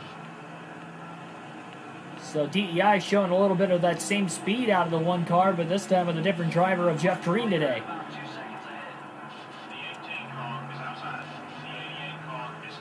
Terry Labonte was trying for a couple laps there to get around Bobby. Lost a little ground in 1 and 2 with another big slide, and Dale Jarrett will pass him for 6th.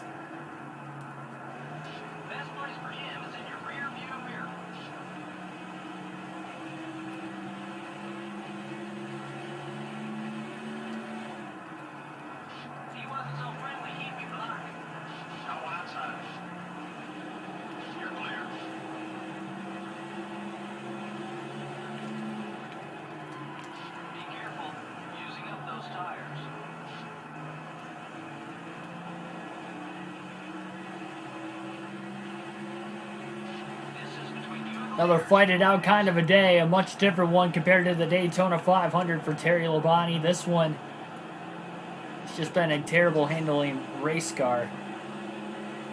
But the fight to try and succeed, and now here come the drivers to pit road who did not pit under the caution. That were on the lead lap. Ricky Rudd was one of them, so he's on pit road now. Didn't realize Ricky Rudd also stayed out.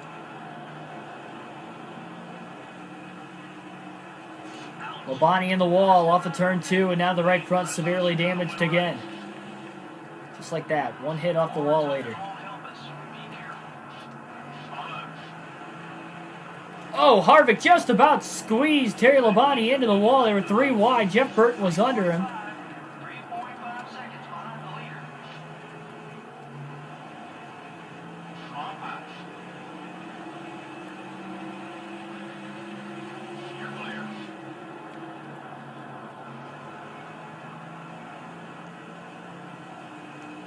Great drive off of turn 4 for Labonte.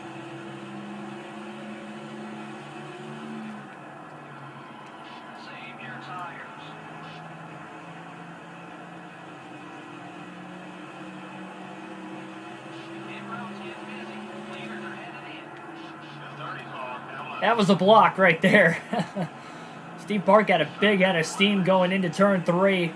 He drove it in really deep, and he did a great job keeping it off of Terry Labonte when Labonte threw the block as well. That's a battle for 5th right now. Steve Park, another one of those drivers having a solid performance today. We mentioned that he does have a win here in his NASCAR Winston Cup career back in 2001.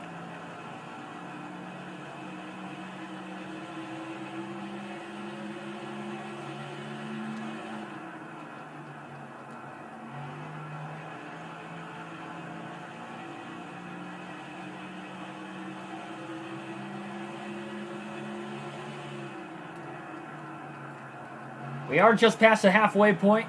200 laps complete at the start-finish line this time by still 193 laps to go. What is, for Labonte, I'm sure has felt like a long day up to this point already, but somehow, some way he has fought. He's running top 5. Pretty damaged race car. He's been in a couple accidents today. He's shedded debris a few times as well. And again, we've had 7 cautions total.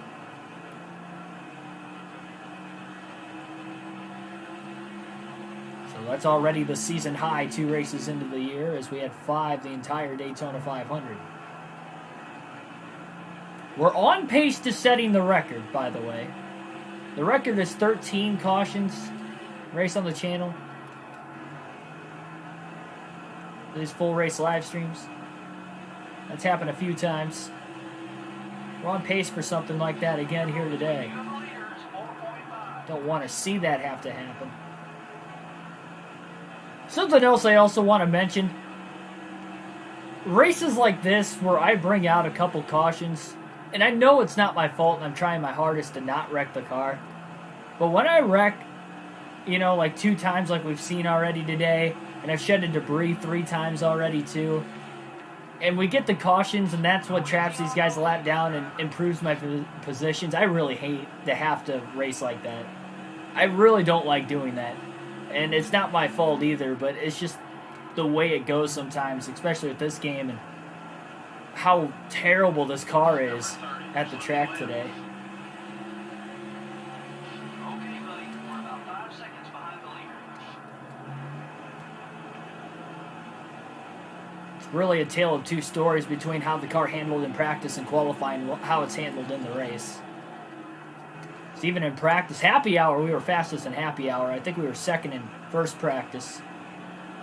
And we qualified on the pole, and the car was pretty well stable. I think I only hit the wall the entirety of like a 30-lap practice run once.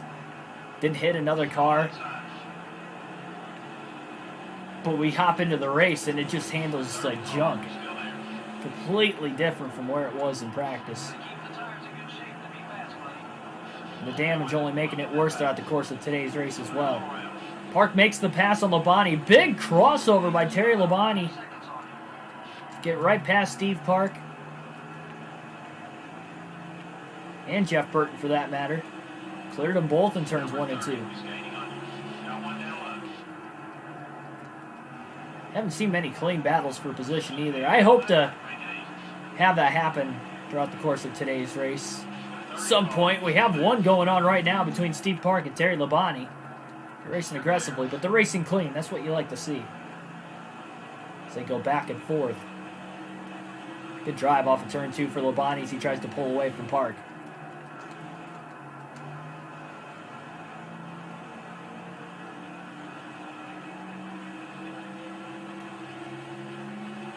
Okay, time to go. The leader is about 6 seconds ahead. I crashed 3 times in DNF. The problem is with that, it's so hard in this game to not crash 3 times in a race. And I would do that, but we'd already be out. I mean, and that's one thing too. I want to get away from kind of doing double headers if we DNF. Unless we DNF really early in the race, like really, really early, then obviously causes for it, because it kind of messes the schedule up that I have, that I try to make for myself like throughout the course of a week. So by doing that, then it's like, okay, well, I don't know when I'm going to be able to do the next race after that, because I try to work my way around it to do these daily streams. So if I do that, I know races like this, pretty much every short track this season, I think is going to be tough. I think when we go to Bristol in about 3 races, we're going to be lucky not to, without any sort of stability help, we're going to be lucky to make it to the end of that 500 lap race. Darlington's coming up in 3 races, or 2 races, I believe, as well. That's going to be a miracle just to make it to the end without any stability help. Because even the limited stability, like you guys would see, I'd still get loose, but not like this drastic as I am here today, especially on the longer runs, or tight.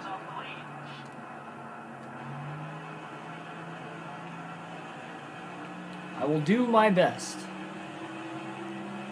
And I hope that we can win this championship, but I really don't want every race to be like this one today. And that's what's scaring me right now with this season. So I don't want... Like, it's alright to have sloppy races from time to time. And that's one thing, too, is that this is only the second race of the season, so I'm really trying not to judge it. And this is a very tough racetrack as well.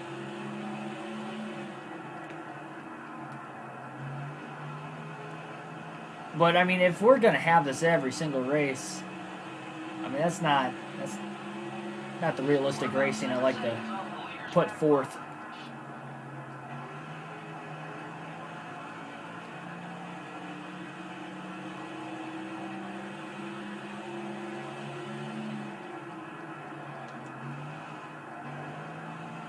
I think I'll like the Game Rack Fest.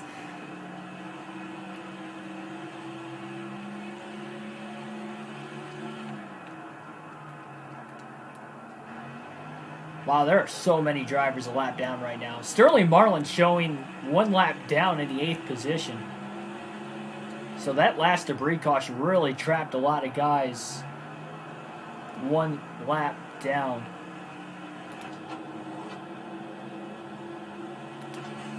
We gotta pick up 7 seconds. Number 2, is coming line. Clear. Ooh, Rusty Wallace in the wall off of turn 2. Labonte pulled up and cleared him, and that really took the air off of Wallace's car, and he just pushed right up into the wall. This is the cleanest run Terry Labonte's had so far today, by far.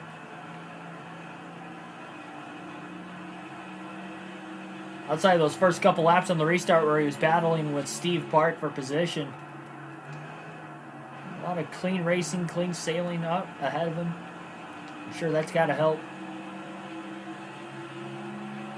Let's go now. Still 7 seconds off the lead. Jeremy Mayfield's closing in on Labonte as well. That would be for position also. Will be a battle for 6 once Mayfield catches Terry Labonte, assuming he will catch him.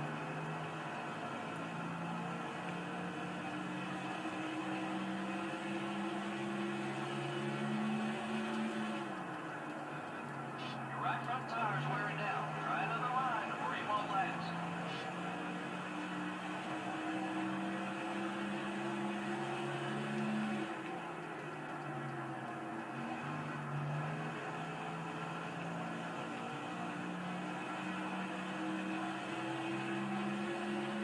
You're 8 seconds behind the leader. Stay smooth. We'll get there.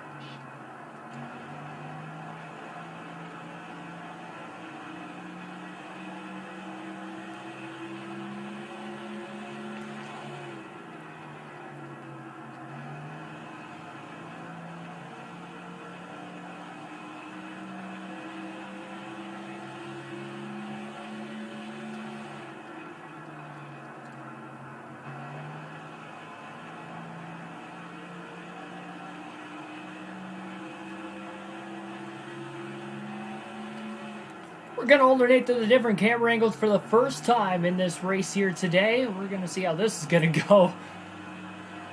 We're on this racetrack and with this car. For whatever reason, though, it does seem like the handling has gotten a little bit better. Take it easy on those tires. Despite how loose it might have looked right there still.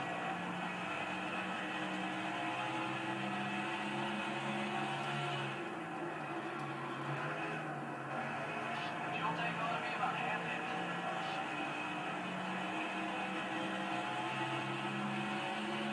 Then, despite the 7 cautions that we have seen so far today, at least with the bright side of things, we have had at least one major long green flag run. Again, we had green flag pit stops earlier after a nearly 80-lap green flag run. So that obviously helps. 7.4 seconds off the lead, and who knows, maybe we'll have a heck of a battle for the lead as well. I'm all for trading paint, but the fact that we have had battles, or the lack of battles because of accidents, mishandling the car, and then random debris cautions kind of sucks, but that's alright. I guess you're going to have those races from time to time.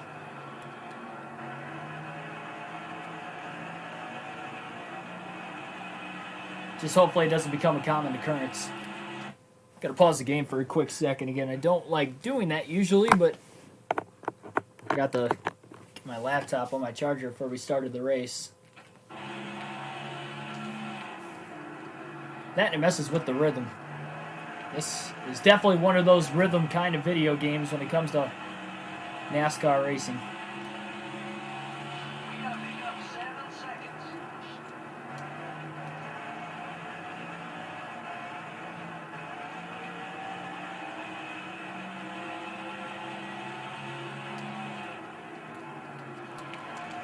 Oh boy. Big slide on entry to the corner, and then it pushed tight right in the center. Terry Labonte was luckily able to drive his way on out of it.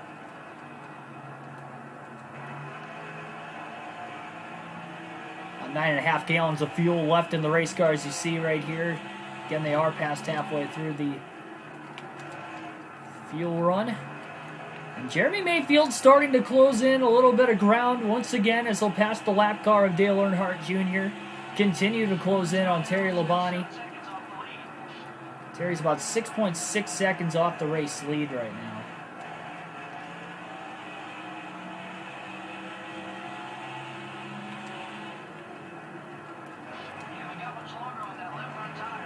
Almost forgot that right front is pretty well damaged right now in Terry Labonte's car as well.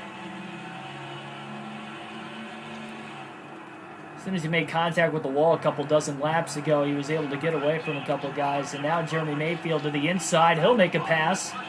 Labonte pushed a little tight there into turns 1 and 2. Checked up quite a bit.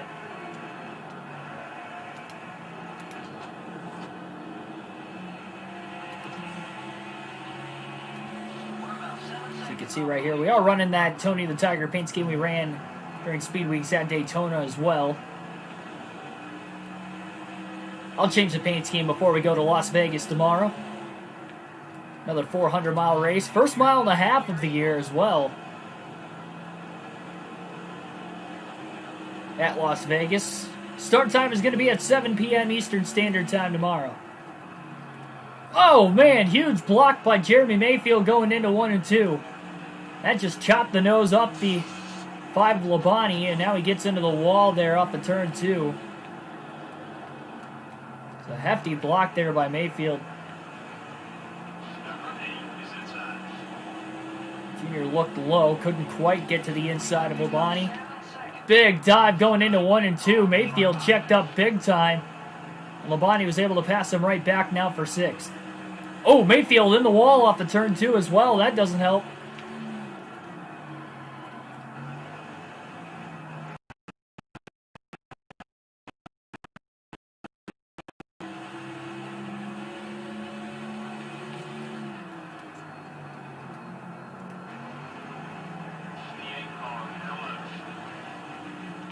Dale Jr. makes the pass on Terry Labonte.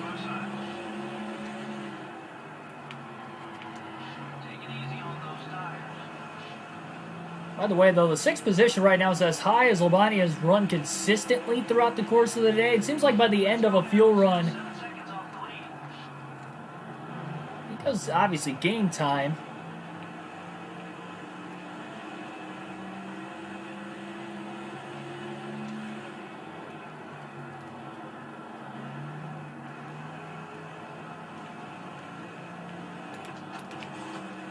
Labonte's catching right back up to Steve Park again.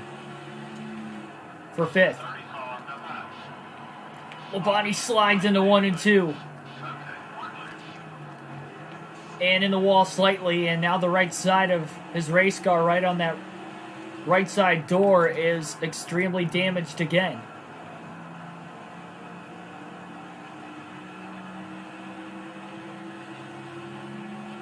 8 seconds behind the leader. Stay smooth. We'll get there.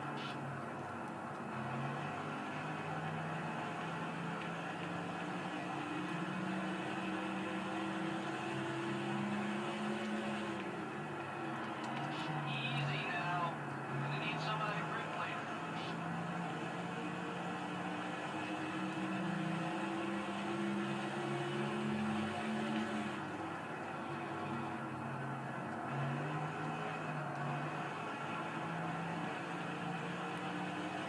Mayfield closing right back in on Terry Labonte again, so maybe that battle for 6th is about to continue.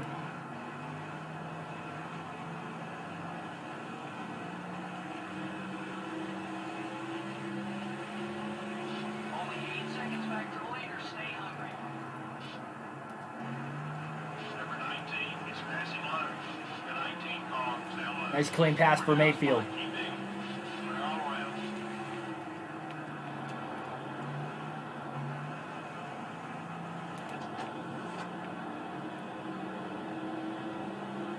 They run through 3 and 4. Labonte trying to draft Mayfield as much as he could, and he's going to get right back around him again going into 1 and 2. You're clear. Those two guys continue to go back and forth. Lap traffic coming into the picture as well. Ashton Lewis, Kevin LePage, couple lap cars. Labonte barely keeps it off the wall off of turn 2, and Mayfield passes him right back. Might be time for a new left rear tire. We've got some work left. The leader has about And just for Mayfield to get caught behind Kevin LePage, and Labonte gets right back around him in 1 and 2 again. Mayfield to the inside. You dropped it back. Push off. You're clear. Right back around Labonte. 3 wide off of turn 4. This is the battle that we want to see for 6th right now. And a fun one at that. They're on both sides. Between Terry Labonte and Jeremy Mayfield. Labonte seems to be better in 1 and 2. Mayfield maybe a little better getting into 3 and down the back straightaway. Labonte slides up the track in 3 and 4. Mayfield still caught behind him. Lap car of Ryan Newman trying to get back in the picture. Labonte blocks him off. the leader has about 9 seconds on us.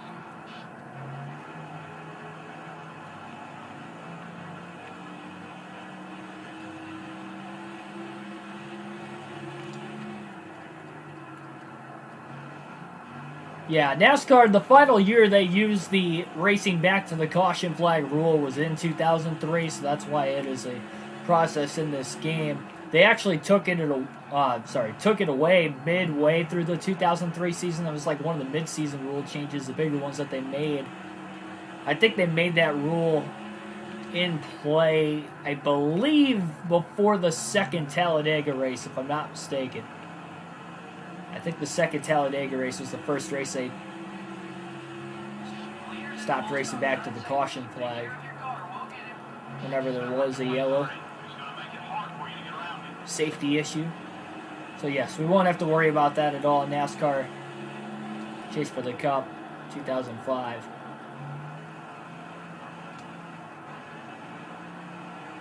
Yep, same thing there. Chicagoland in 2009 was the first race that started using double file restarts. At least the double file restarts you're used to nowadays, not with the lap cars lining up to the inside of the lead lap cars. From that time on, all the lap cars had to restart behind all the lead lap cars. Take care of those Goodyear Eagles. And all the leaders will be side by side in double file on the restart. Man, that was a big dive. Trying to get around Greg Biffle going into turns 1 and 2. Best place for him is in your rear view mirror. Biffle just passes Labonte right back again. Oh boy, contact That's one more to watch out. between Greg Biffle and Terry Labonte there. Great job by Labonte keeping it off the wall, but Biffle wants some payback. Another instance where Labonte tried to pass the car in turns 3 and 4, got extremely tight. And a hit into the wall could have ended Labonte's day right there. So he's got to be very fortunate to still be running. Number 16 was coming low. Got one outside. We're about 10 seconds off the lead. Hit your marks, be smooth.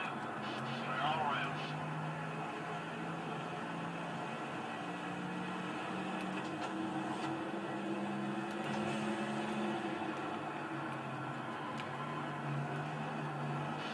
Right front tire getting extremely worn out as well on Terry Labonte's number 5 car. At least he's pulling away from Greg Biffle now. Lap 250 here today at Rockingham.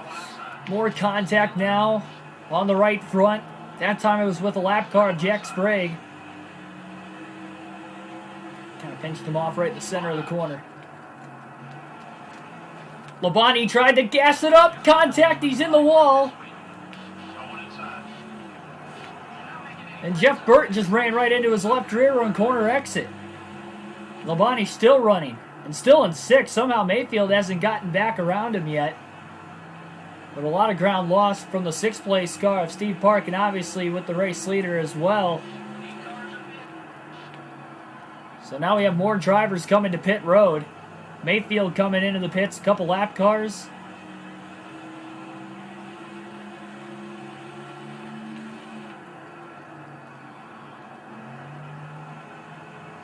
Yeah, I definitely would like practice and qualifying to come back as soon as it possibly can as well. I always enjoyed watching qualifying.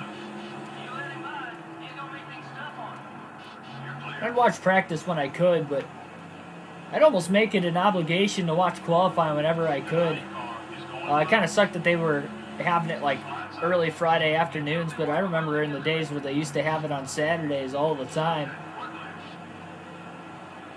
Before the Busch race, usually. They would actually have fans in the stands for qualifying too. Because they'd have it right before the Busch race all the time. And I always enjoyed watching qualifying.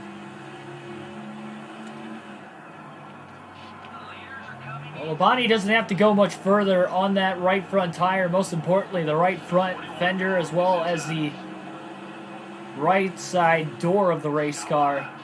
Because it is extremely damaged.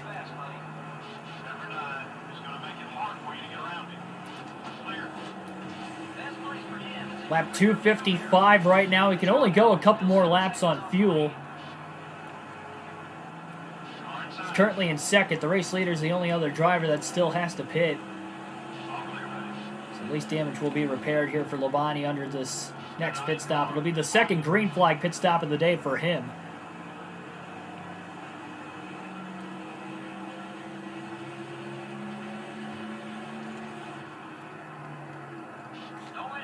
Oh man, another hit into the wall. Turns 1 and 2. And Labonte's coming to pit road this time. It's almost becoming too much of a risk there after a while. 70 miles per hour is the pit road speed limit. Labonte gets to pit road, survives another fuel run. Michael Turner, welcome to the stream. So Terry Labonte barely makes it to the end of that run with a pretty damaged car. Dale Jarrett is leading laps, currently still on the racetrack for the moment. Some more damage to be repaired for Labonte, his crew, but they're on their way. If they can just stay in the lead lap, they should have a top 10. Dale Jarrett, the race leader, on pit road now as well. Pretty long stop with repairing damage. 21.2 seconds for Labonte.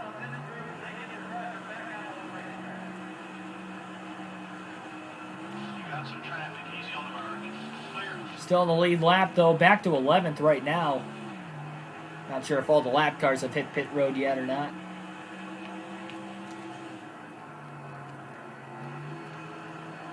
No traffic right around Labonte as well. Coming out of the pits, couple lap cars behind him of Elliott Sadler and Jamie McMurray, but that's it. And boy, those fresh tires have to feel nice again. And I guess he's back in 10th. Looked like Michael Waltrip had stayed out a little bit longer.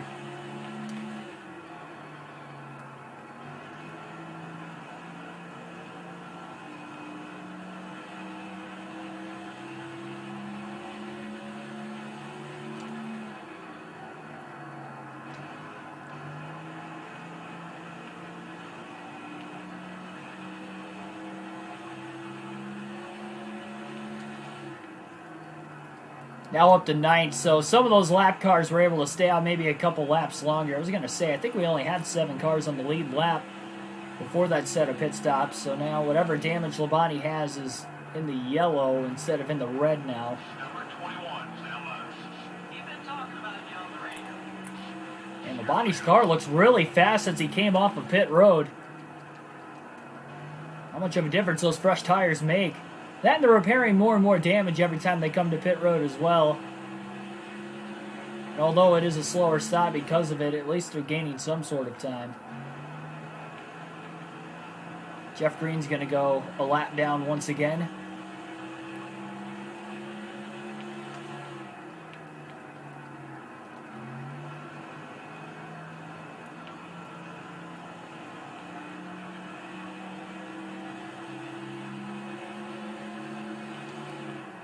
Couple top 5 cars are on their way into the pits. 42 car, down low. Indeed, what Andrew Hollenbeck just said, but for whatever reason the comment got retracted. Not retracted, I guess it got denied.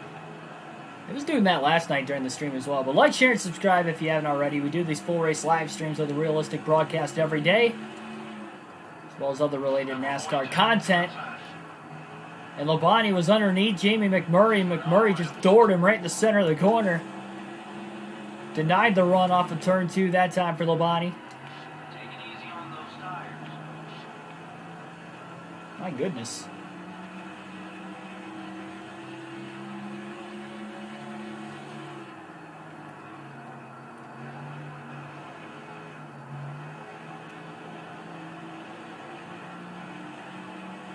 Jeff Gordon just coming off of pit road. All clear, buddy.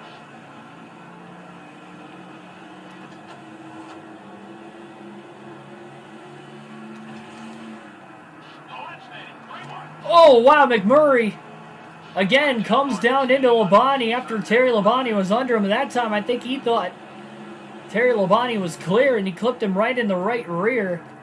There were 3 wide. Ashton Lewis was already on the outside as well.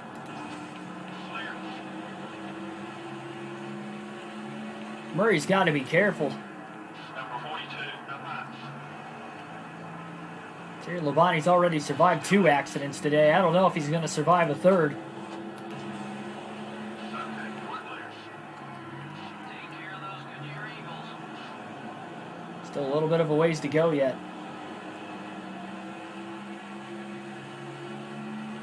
42. McMurray trying to block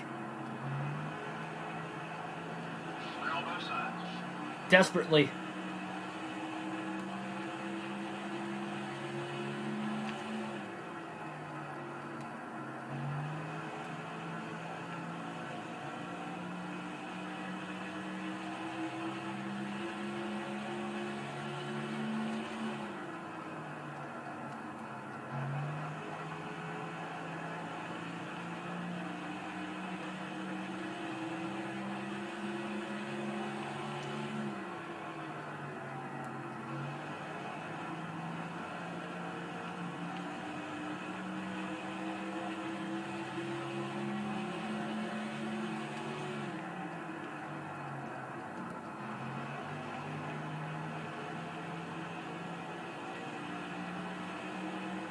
The 24 car wants to get by you.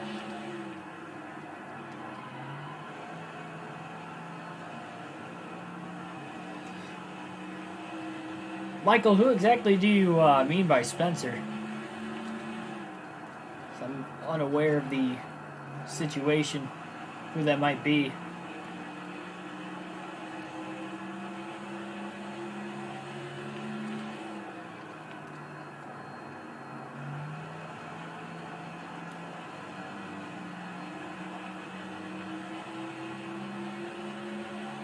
Obviously, Gordon's a lap down right now, but we saw him in 2nd or 3rd place earlier in the race, so we know he's got speed. He's got a little bit fresher tires than what Terry Labonte's got on his car.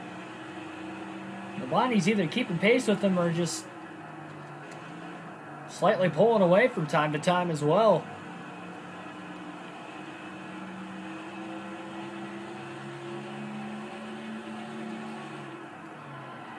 Be careful. Using up those tires. Contact there with Kevin Grubb, and now in the wall off of turn 2 as well there for Terry Labonte.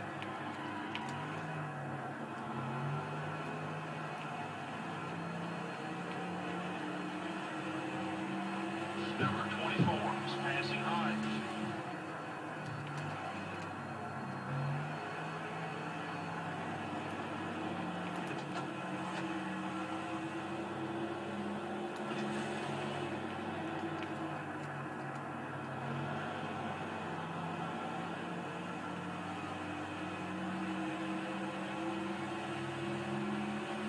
Got one outside. Clear.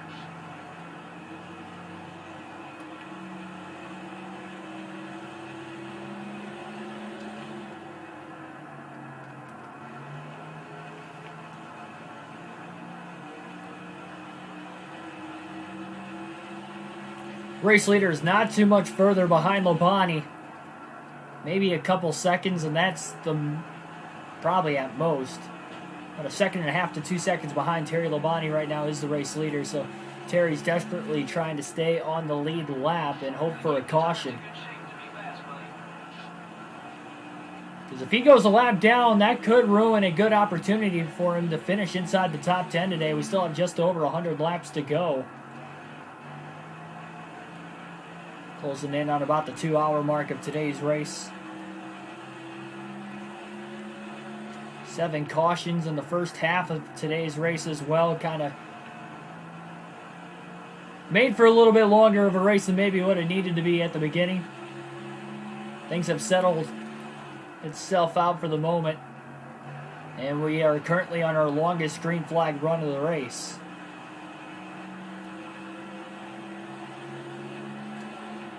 Longest green flag run before that was 79 laps. This one's just over 80 laps. And Gordon is not the leader, I can guarantee that. The 24 car is coming right. That blue dot on the upper right-hand corner of the screen on the track map is the leader. And that blinking dot is us driving as Terry Labonte. Big drift going off into turns 3 and 4. I think Tony Stewart is the race leader right now. Got one outside. Save your tires. The 16 car is getting in your way. They're all around.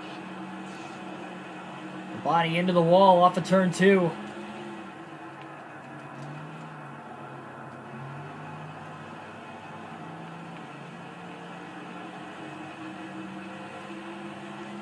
Did just pass Jack Spriggs, so that's another lap car in between him and the race leader, Tony Stewart.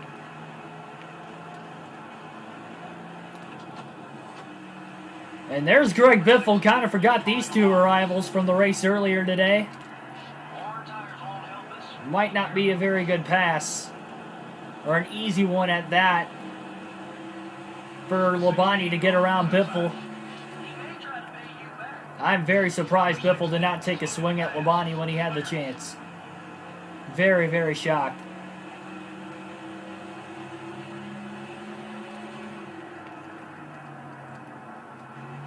The 20 car is inside. Stewart, a little contact with Labonte. Labonte did definitely try to crowd him a little bit.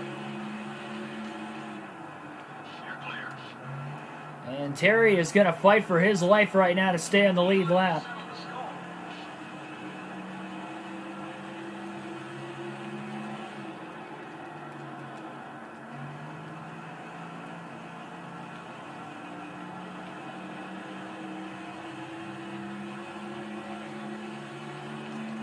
Outside.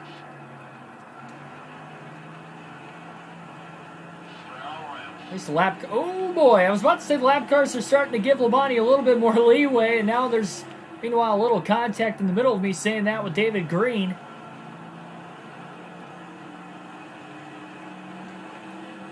Hopefully Christian Fittipaldi gives Terry Labonte plenty of room, 3 car is coming right. and he does. Labonte gets around him on the inside. And Fittipaldi got a huge run off of turn 2 and passed him right back. Got one outside. Labonte again to the inside of Fittipaldi off of turn 4.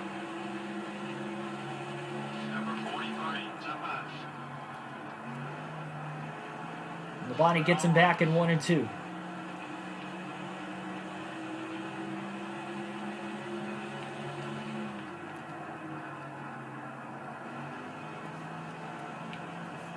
Well, if he struggled to hit his marks for the first half of the race, he's definitely done a heck of a job during this longest green flag run and during the second half of the race, continuing to do much of the same of a great job while trying his best to stay in the lead lap, but now it will be for naught, as Tony Stewart has just lapped Terry Labonte, leaving now just 6 drivers on the lead lap. I don't think Labonte's done yet. He got a good drive off the turn 4. He's got a run on Stewart. Slide job into 1 and 2, and Labonte is going to get right back around Stewart. So Terry's still not done fighting. And you can't blame him for trying to stay in the lead lap, especially in the 7th position. Stewart got a little tight. The center of 3 and 4. Labonte drives away from him again. The 4 car is trying a lot. Number 4 is outside. We don't want him getting beside. Oh boy, contact and in the wall. Huge crash off of turn 2. Terry Labonte, Mike Skinner get together. Now they race back to the caution flag. Stewart is the leader. Bittville trying to stay in front of him. And as they race back to the caution flag, Labonte holds on to the lead lap. That is the 3rd accident he's been in today. Another hard one as he tried to pass Skinner in the center of 1 and 2. He just got super tight. And the race leader, Tony Stewart, piled in. Jeff Gordon had some contact with it. It looked like Ricky Rudd and Bobby Labonte got together further back. That is the 8th caution of the race. I don't know how Labonte was able to stay in the lead lap and all that. Unbelievable. Huge damage to the back of the 5 car. And again, I don't know how he's still running. Mike Skinner's got heavy damage as well.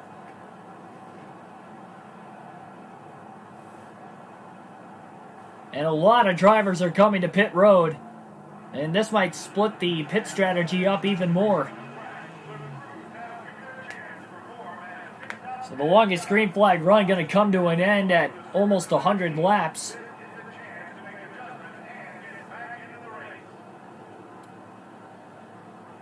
An accident that very well could have taken Labonte out of the race. I am surprised he has survived 3 of them already today. 1 on lap 1, 1 at about lap 50, and 1 at nearly the 300 lap mark. Still shy of it, but we are getting close to about 100 to go.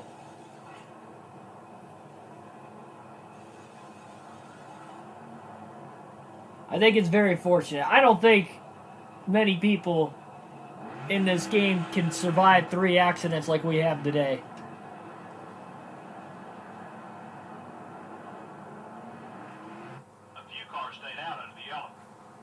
Some drivers stayed out. The fact that Labonte was able to stay on the lead lap all 3 cautions as well when they race back to the caution flag is insane of itself.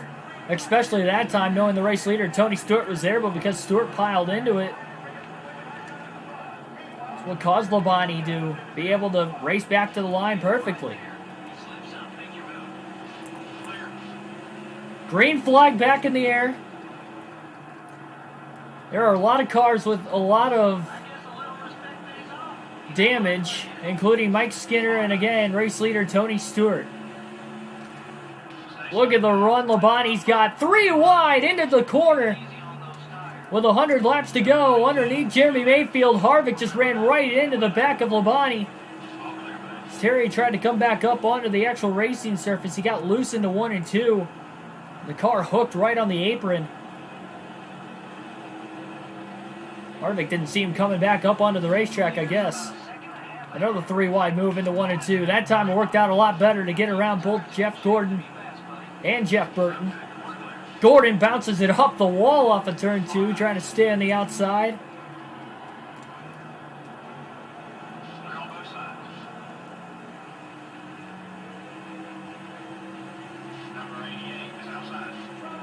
Caution.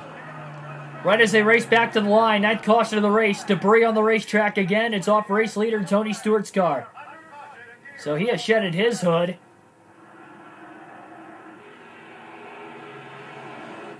right as the leaders were crossing the start-finish line. Another caution.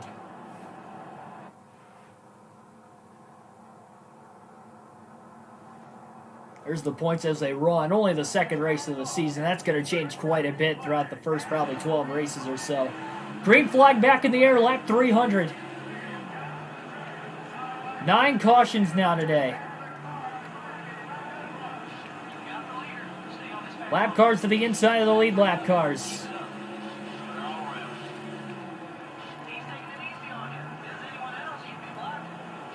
Ooh, a little contact there. Jeff Gordon's hood comes off now. Another caution for debris. As they race back to the line as Labonte a little bump and run to get by Jared at the last second there off of turn 4. And that was Jeff Gordon's hood that flew off of his car. We saw that big DuPont sponsor. Pretty obviously, you could tell it was his race car. Labonte about ran right over it. I'm surprised it didn't blow a tire. And none of the leaders come to pit road again there. They try to keep their track position at the front of the field. We're going to try it again. Green flag back in the air. Lap 304 now.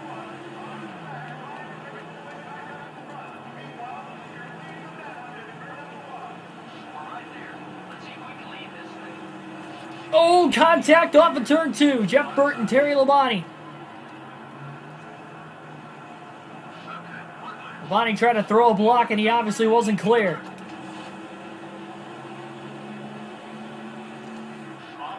Big run into 1 and 2.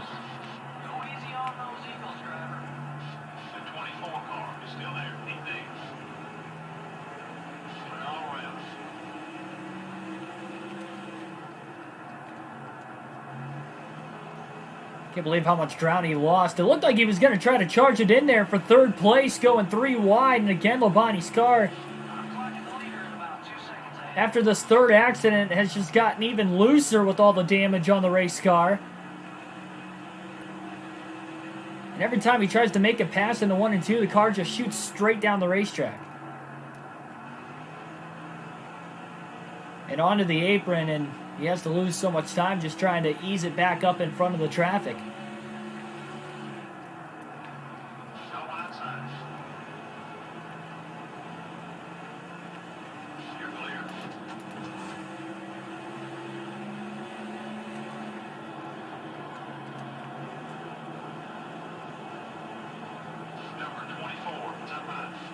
Gordon got tight off of turn 4.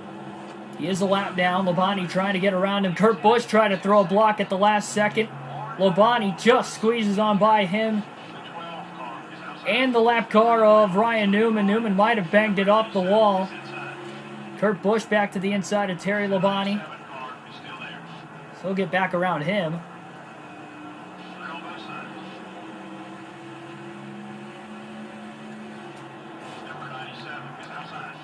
Kurt Busch trying to block.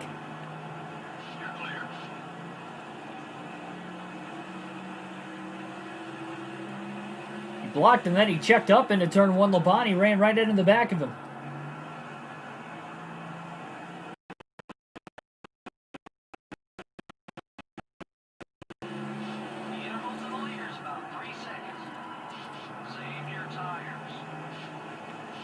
Kurt Busch is a lap down, by the way, but he's trying to race hard to perhaps get back on the lead lap. As is Jeff Gordon and Sterling Marlin, who are in line behind Terry Labonte. Boy, Terry got a great drive off of turn 4 to the inside of his brother Bobby for third. He's got it.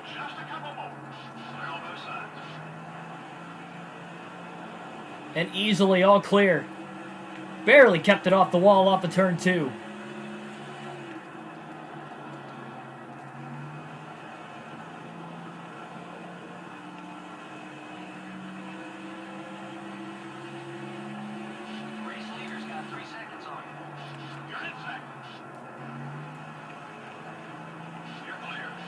And now a pass on Stewart for second. Stewart barely keeps it off the wall off of turn 2, but a clean pass for Terry Labonte. looking for redemption here today after a tough finish to his Daytona 500. Yes, he got a top 10 and survived the big one to finish ninth, one of the three big ones, that is, throughout the course of the race. But he had led the most laps through the first half, and then by the end of the race, he ended up leading the most laps. With less than 60 to go, problems came awry after Johnny Benson and him got together a couple times. Tempers haven't really carried over into this race, at least, between the two of them, as Terry just wants to survive this thing. And in the process of it, he's been through 3 more heavy accidents today. Already 4 of them total on the year in just 2 races. Still no DNFs, at least up to this point, and now Terry Labonte is trying to run down Jeremy Mayfield for the race win.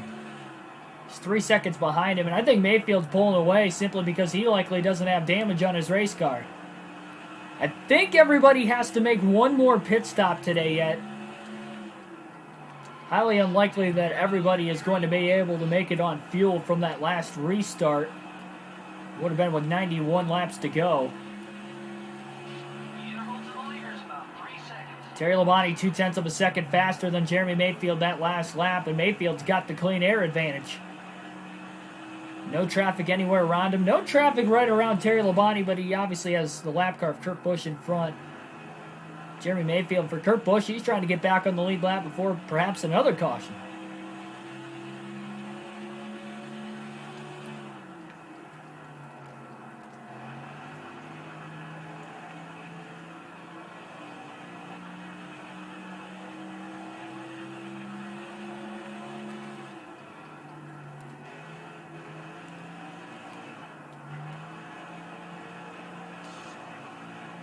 Terry just got up into the wall there in turns 3 and 4.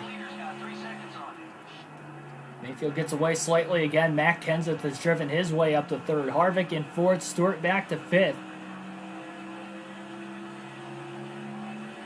Boy, that was definitely a tough break for that accident between Terry Labonte and Mike Skinner to happen right in front of the race leader, Stewart, for Stewart to pick up some damage in it because he obviously isn't the same. Lost the lead on the restart. Shedded some debris within a couple more cautions that came out for debris after that last big accident. Easy now. Gonna need some of that grip later.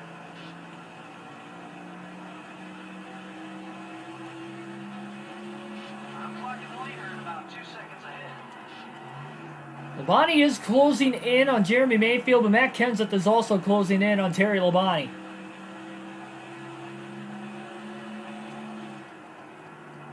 Mayfield's also battling with the lap car of Kurt Busch right now as well. That's got to be holding him up. And alternate to the different camera angles one final time now in today's race. With less than 100 laps to go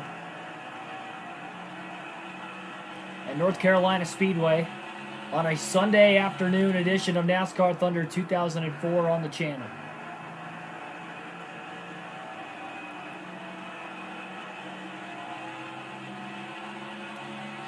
Leader only has about a second on him.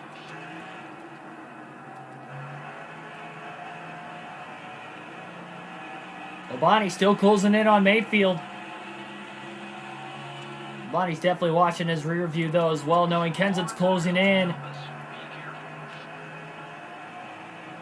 Big loose moment in 3 and 4. Labonte loses more time on Mayfield. It just seems like he closes in and then he loses that time immediately after he gains it. 17 car is looking to pass. Kenseth now trying to make a pass for second.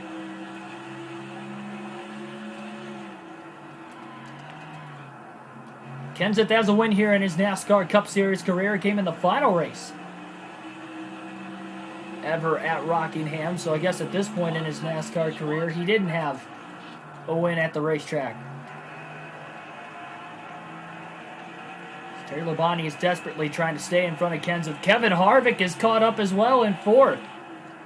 Harvick is all over the back of Kenseth right now as well for position.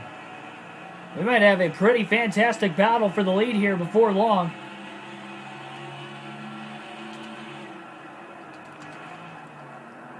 Labonte drove it in deep into 1 and 2, gains more ground on Mayfield.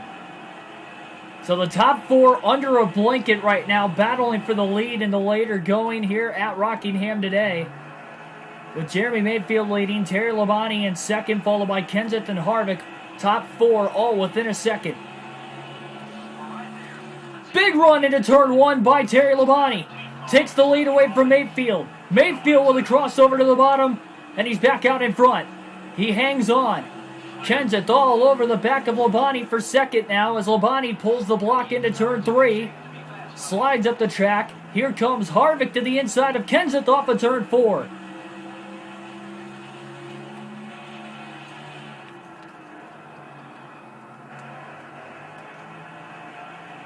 Got some guys that have been short pitting as well.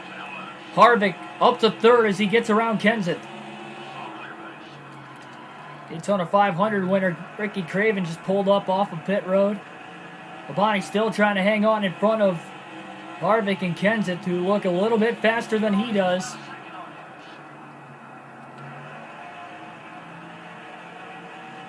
Tough to decide when exactly everybody's going to hit pit road.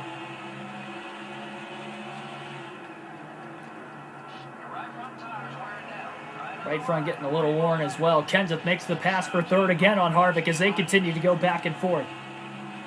It has been a long day for Terry Labonte. This is by far the most exciting moment that we have seen throughout the course of the race. This is 4-car battle up towards the front. Harvick again trying to cross over on Kenseth. They're having an epic battle for third. Into turns 3 and 4. Looks like Harvick's going to complete the pass on him.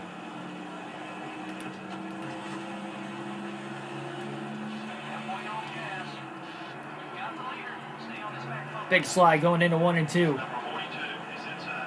Kenseth starting to lose ground from the top 3. Still got lap cars coming off the pit road. Big drive into turn 3. Labonte is trying really hard to get around Jeremy Mayfield for the lead. Now he looks to the inside. Side by side into turn 1. Labonte to the bottom. Mayfield on the top. And Terry Labonte has taken the race lead in turns 1 and 2.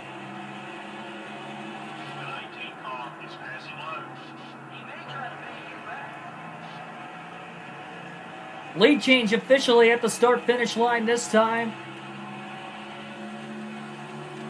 Texas Terry Labonte back out in front for just the second time today at the Rock.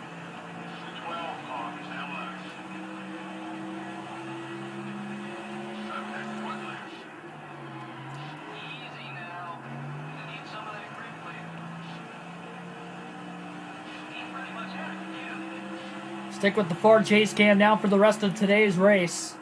Look at how badly banged up that 5-car is. Just tells you how long of a day he's had. Steve Parks into the top 5 now as well, as Tony Stewart's definitely lost a lot of ground.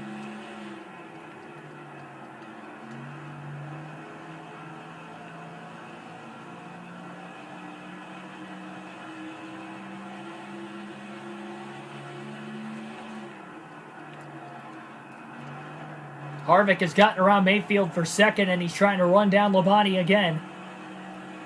Mayfield's losing drastic amount of time. Really pulled away on that last restart, but that was it. I mean, Labonte just slowly ran him down. Now Harvick's gotten around him.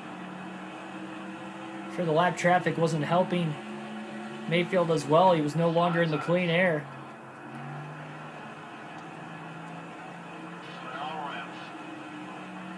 Ooh, Ashton Lewis bangs it off the wall off of turn 2.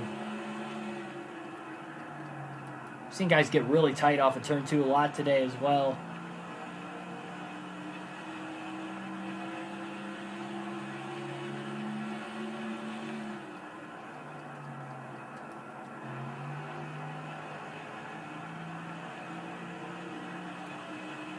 So many drivers short pitted as soon as that window became available to try and make it to the end of the race. Gordon coming out of the pits. He didn't repair all of his damage. He's still without a hood.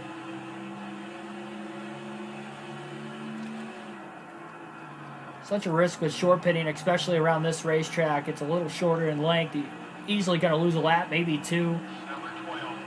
That's how Ryan Newman's on fresher tires. He'll just blow right around the race leader of Labonte and get one of his laps back.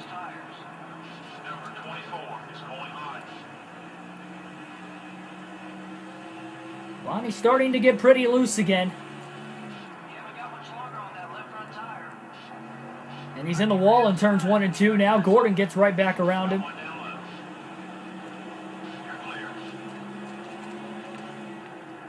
He's not racing you as hard as he could.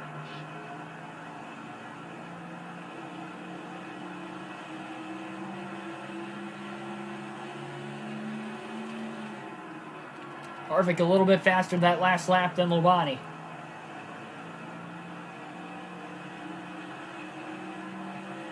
What a day it would be for Labonte to survive 3 accidents and try to come away with his first victory of the season. Oh, and now he's got problems from behind as Ricky Rudd just put him in the wall. Ricky Rudd, the lap car, who just came off of pit road a few laps ago, had fresher tires, and he just put the race leader in the wall. Number 38 is looking low. And now heavy damage to the right front of Labonte's car. Unbelievable. You're clear.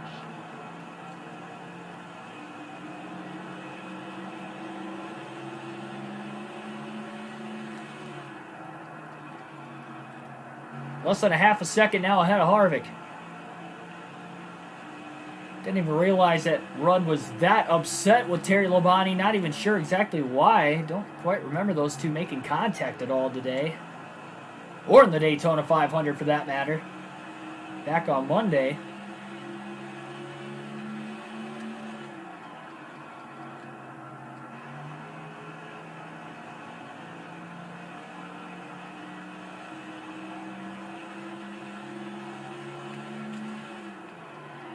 Go easy on those Eagles, driver. Just under 7 gallons of fuel left in Labonte's race car before he has to pit. We know some of the lead lap drivers have tried to short pit already, and a lot of lap cars have short pitted as well. So it'll be interesting to see exactly how much that's going to pay off for him by the time everything cycles through. Labonte's right front is definitely damaged. And I think if he gets into super heavy lap traffic, he's going to hit pit road because he is not going to be able to take much more damage on the right side of his race car. I'm sure he would like to repair some of that under the last pit stop. It's so risky to pit from the lead. We don't know if we're going to get maybe another debris caution because that's possible as well. 42 car is looking left. Right low. Had 10 cautions total today. They're all around. Only 3 of them in the second half of the race. Gotta keep him behind you. I know Greg Biffle's not too happy with Terry Labonte right now. Labonte makes a nice quick pass on him. Contact. That is about the 3rd time McMurray has pinched Terry Labonte, all 3 times in the center of 1 and 2. I mean, Labonte had half of his car on the apron right there.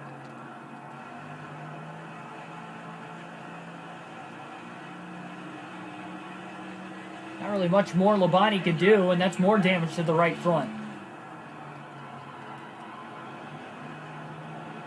Got about a 2.2 second lead on Harvick. 6 gallons of fuel left.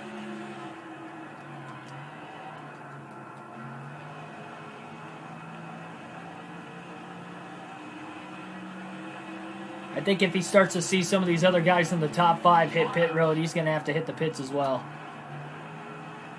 Can't afford them to short pit on him and him have to run him down at the end of the race again. So there aren't that many drivers on the lead lap. There's only about 7 or 8 cars on the lead lap. You're clear.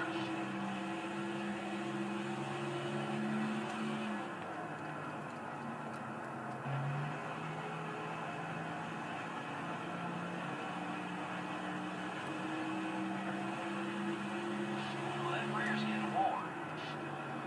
Best place for him is in your rear view. All 4 tires pretty worn out here on Labonte's car. At least they're all in the yellow as far as the tire wear goes. Lap 350 here at North Carolina Speedway. in Rockingham, North Carolina.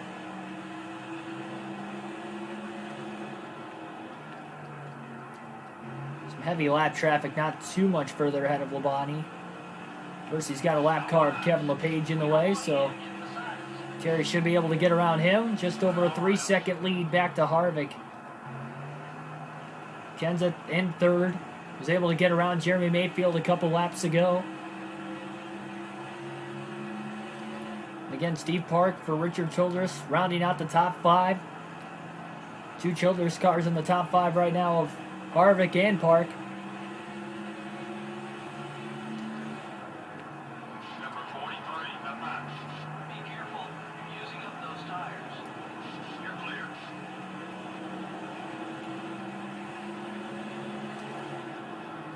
So now there is that heavy lap traffic right in front of Labonte. Blind side. Going to get around the first lap car of Christian Fittipaldi pretty cleanly, as Christian gave him a lot of room. Number 22 has got Now he gets around Kevin Grubb in 1 and 2.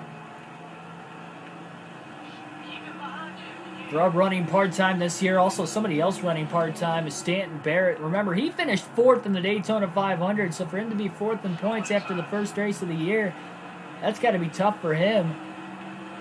number 31 is still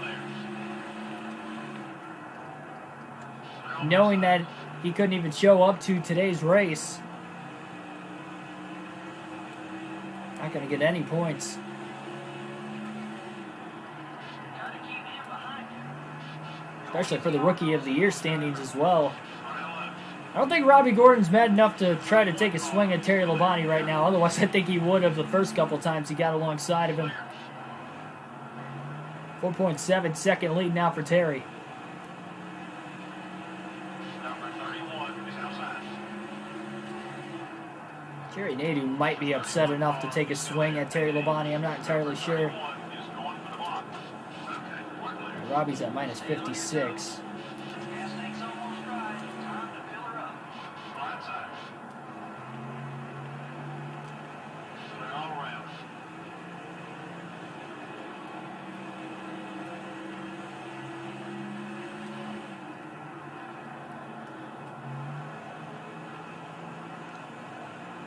Final stop, by the way, if it is under green, if we don't get a caution beforehand, it'll be the 3rd green flag stop of the race Number 02 is a for Terry Labonte. So despite the fact we've had 10 cautions, we have had a few very long green flag runs. Oh man, there's a couple hits. Labonte trying to save it after the contact with Kyle Petty. Oh my goodness, and now Jerry Nadeau takes a swing at him. And he puts him in the wall! Jerry Nadeau just put the race leader Terry Labonte in the wall off of turn 4. And Labonte's race has finally come to an end. How about all those caution laps they ran? Yeah, I'm sure the drivers would have rather seen more green flag laps, especially the guys. Labonte having one of those fight it out kind of days. He was about to come to pit road. Part to the damage on his car, I'm sure. Well, Joe, they're bound to have After the first time that Jerry Nadeau hit him in turns 1 and 2, he was going to try to bring it down. Continue forward at the same time. These guys will be fine. And in the process of him trying to bring it onto pit road, Mike Skinner. Well, it certainly looks that he way. gets drilled Sure again. Started everything, but it should be fun to watch over the next couple of races to see what develops. Unbelievable. Unfortunately, we're out of time for now. Thanks for joining us. Next up is Las Vegas. With less than 50 laps to go, I think we had right around 40 laps left, to be completely honest. And a long day.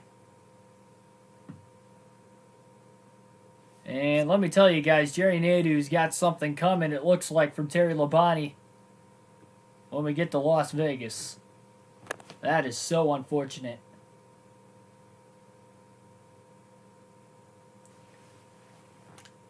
Take a look at the finishing results. Michael Waltrip is going to go on to win today's race. Unbelievable. What a run, leading only 10 laps in the race today, but it'll be Michael Waltrip going to victory lane. 2 different winners now in the first 2 races of the season. A 1-2 finish for DEI. Dale Jr. will finish in 2nd. Jeff Burton 3rd.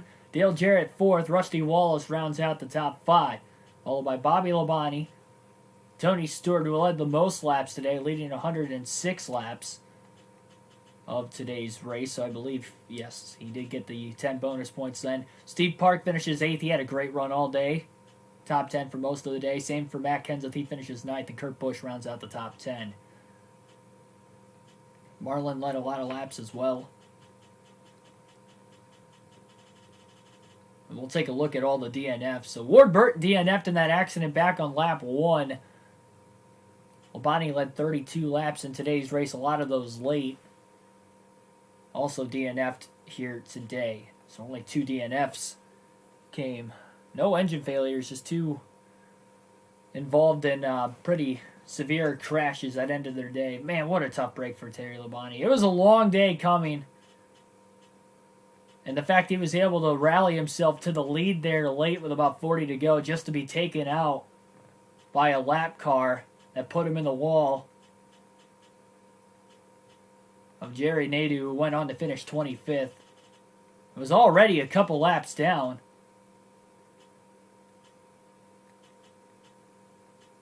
Nadeau finished 4 laps down in 25th. Unbelievable. Well, you pretty much saw it all here today, folks. Tell you that much. Subscribe for more daily NASCAR content. Hit the like button down below if you enjoyed the race, the commentary, the video in general. Also, share it with other friends, family alike, anybody that is got any sort of interest in NASCAR. This is the place to be, because we do these full race live streams with a realistic broadcast every day, again, on top of other related NASCAR content. With just 37 laps to go, as you see it right there, Terry Labonte involved in an accident. We had 11 cautions in today's race as well. Quite a few of them. We had a few long green flag runs still of about 70, 80 laps. I think the longest green flag run was nearly 100 laps long right before that last set of a few cautions that we had there, right around 100 laps left in the race. And then, of course, that one was the final one right there with 37 laps to go. That is a tough break to start the season, to say the least. But we will be back again tomorrow on NASCAR Thunder 04 at Las Vegas Motor Speedway. 3rd race of the season there, so hopefully you guys tune in for that one. Start time will be right at 7 p.m. Eastern Standard Time. Thanks, everybody, for watching. Have a good rest of your afternoon, and I'll see you Monday night.